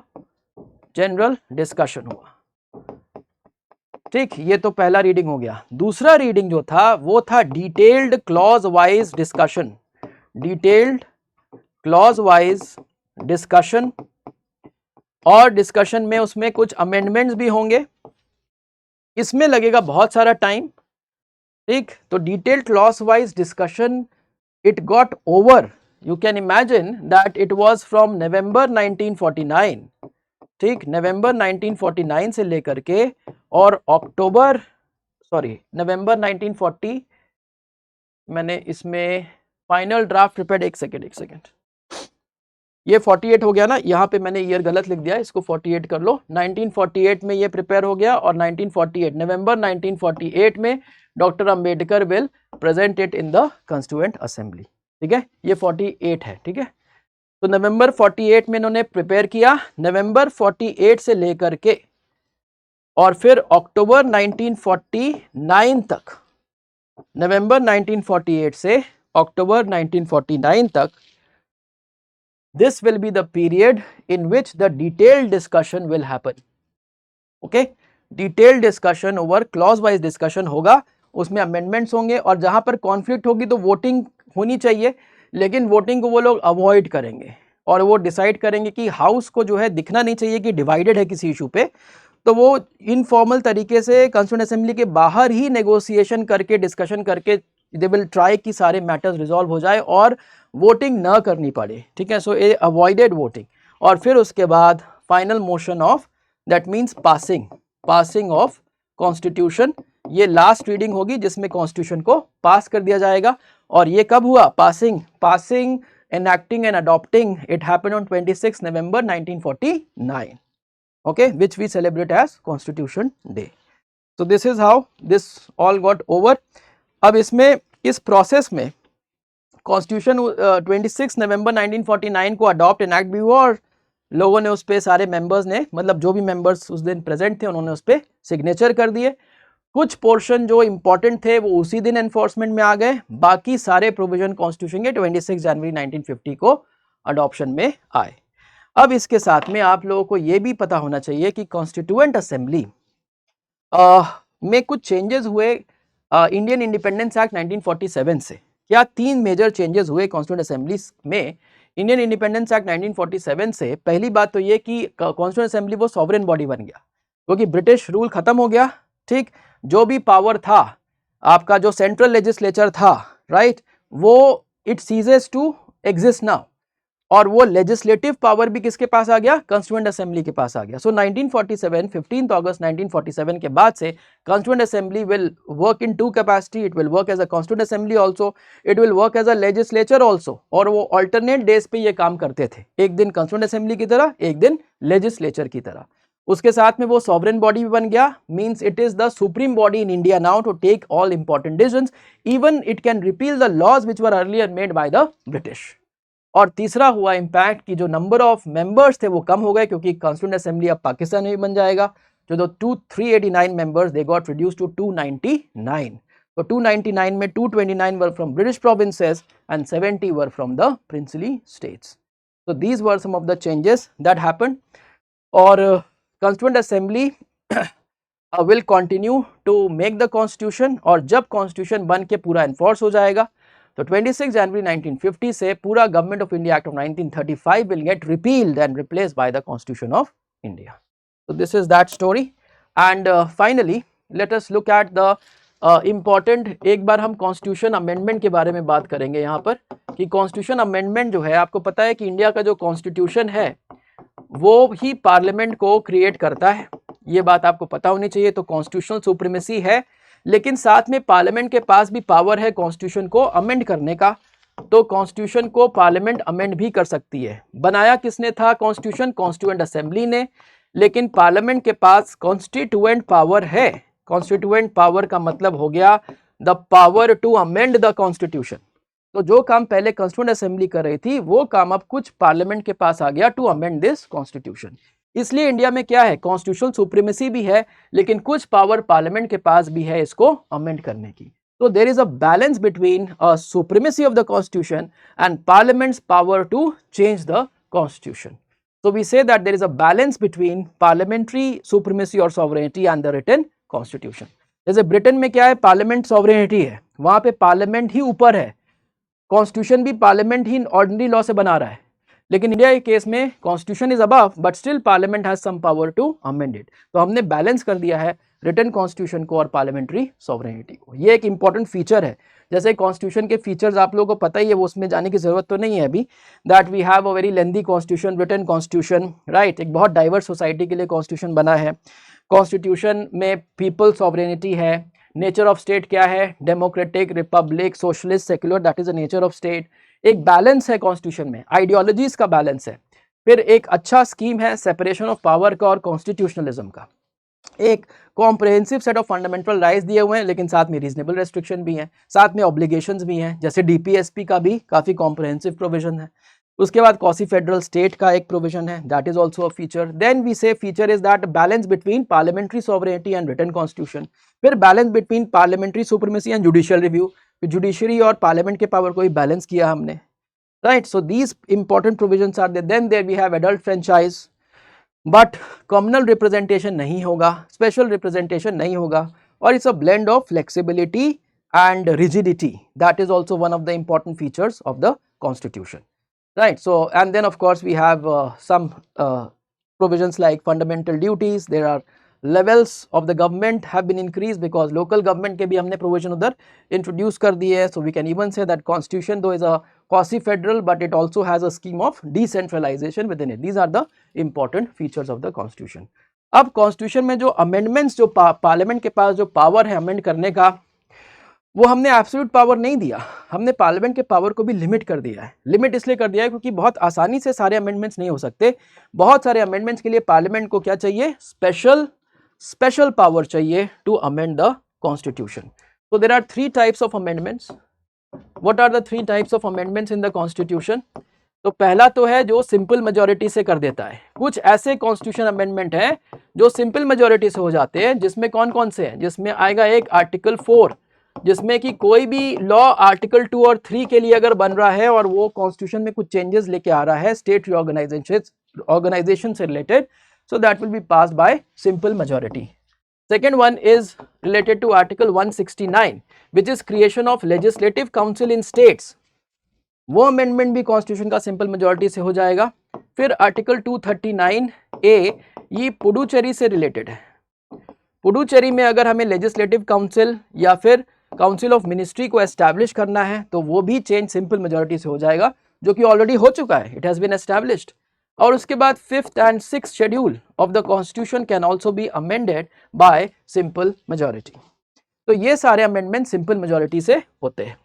दूसरा कैटेगरी है अमेंडमेंट का, जहां पर amendment by special majority, amendment by special majority and requiring ratification of states. आधे से ज्यादा स्टेट्स का रैटिफिकेशन भी चाहिए। जहां पर आधे से ज्यादा स्टेट्स का रैटिफिकेशन चाहिए, वो कौन से प्रोविजन है? सबसे पहला इसमें प्रोविजन होगा आर्टिकल 54 और 55, जो कि प्रेसिडेंट के प्रेसिडेंशियल इलेक्शन से रिलेटेड है। ठीक। उसके बाद आर्टिकल 72 और आर्टिकल 73 और 162 है, ये है एग्जीक्यूटिव पावर से, executive power of union and state. Union का दिया हुआ है 73 में, स्टेट का दिया हुआ है 162 में। ये एग्जीक्यूटिव पावर कैसे डिवाइड, सारे फेडरल प्रोविजन है ये सारे, इसीलिए रैटिफिकेशन ऑफ स्टेट चाहिए, more than half of the state चाहिए। तो एग्जीक्यूटिव पावर का डिवीजन कैसे, ये हो गया। उसके बाद legislative power, that means it has chapter 1 of part 11 which is basically the center state legislative power। Centre state का लेजिस्लेटिव पावर कैसे डिवाइडेड है, इससे रिलेटेड जो प्रोविजन में अगर कोई चेंज होंगे तो वो फिर स्पेशल मेजॉरिटी और साथ में रैटिफिकेशन ऑफ स्टेट चाहिए। और फिर द 3 लिस्ट्स, उसमें भी अमेंडमेंट अगर होगा तब भी ratification, special majority and ratification of state चाहिए। कोई भी provision of supreme court, of high court and article 241 that is high court for union territory का भी कोई प्रोविजन अगर चेंज होगा तब भी आपको स्टेट से रैटिफाई कराना पड़ेगा और स्पेशल मेजॉरिटी से पास करना पड़ेगा। इसके साथ में representation of states in parliament, representation of states in the parliament मतलब लोकसभा और राज्यसभा में जो रिप्रेजेंटेशन है स्टेट्स का, जो कि आर्टिकल 80 और 81 के थ्रू आता है, उसमें अगर अमेंडमेंट होगा तब भी रैटिफिकेशन चाहिए। और अगर आर्टिकल 368 जो कि कॉन्स्टिट्यूशन अमेंडमेंट से रिलेटेड ही है और ये सारा डिटेल भी 368 में ही लिखा हुआ है, तो आर्टिकल 368 में भी अगर अमेंडमेंट होगा तो भी आपको रैटिफिकेशन करना पड़ेगा और ये स्पेशल मेजॉरिटी से होगा। तो ये सारे प्रोविजन आपको याद करने पड़ेंगे। ये सारे प्रोविजन के लिए अमेंडमेंट कैसे हो रहा है, through the special majority and ratification of state से हो रहा है। And the third one is amendment by special majority, that does not require ratification of states, right? इसके लिए आपको क्या करना है, ये इसमें कौन से प्रोविजन आएंगे, ये सिंपल मेजॉरिटी से नहीं, ये स्पेशल मेजॉरिटी से हो रहा है लेकिन रैटिफिकेशन नहीं चाहिए। तो जो प्रोविजन बच गए आपके, जो फर्स्ट और सेकंड कैटेगरी को छोड़ के बाकी सारे प्रोविजन जो कॉन्स्टिट्यूशन के हैं वो इस कैटेगरी में आएंगे। तो दिस इज अ प्रोसेस। और बस एक बात ये भी याद रखिए आप लोग कि कॉन्स्टिट्यूशन अमेंडमेंट बिल जब भी आएगा तो वो प्रेसिडेंट का रिकमेंडेशन उसके लिए नहीं चाहिए, दोनों ही हाउस में, किसी भी हाउस में वो प्लेस हो सकता है, स्पेशल मेजॉरिटी से दोनों हाउस में वो पास होगा, जॉइंट सिटिंग इस केस में नहीं होगी। कॉन्स्टिट्यूशन अमेंडमेंट बिल जब प्रेसिडेंट के पास आता है तो president is bound to sign it, right, और उस पर जुडिशियल रिव्यू हो सकता है। और कॉन्स्टिट्यूशन अमेंडमेंट बिल भी प्राइवेट मेंबर बिल हो सकता है, ठीक है। And rest of the things in future classes we will discuss all further details. So this is here we will end this session. Thank you so much.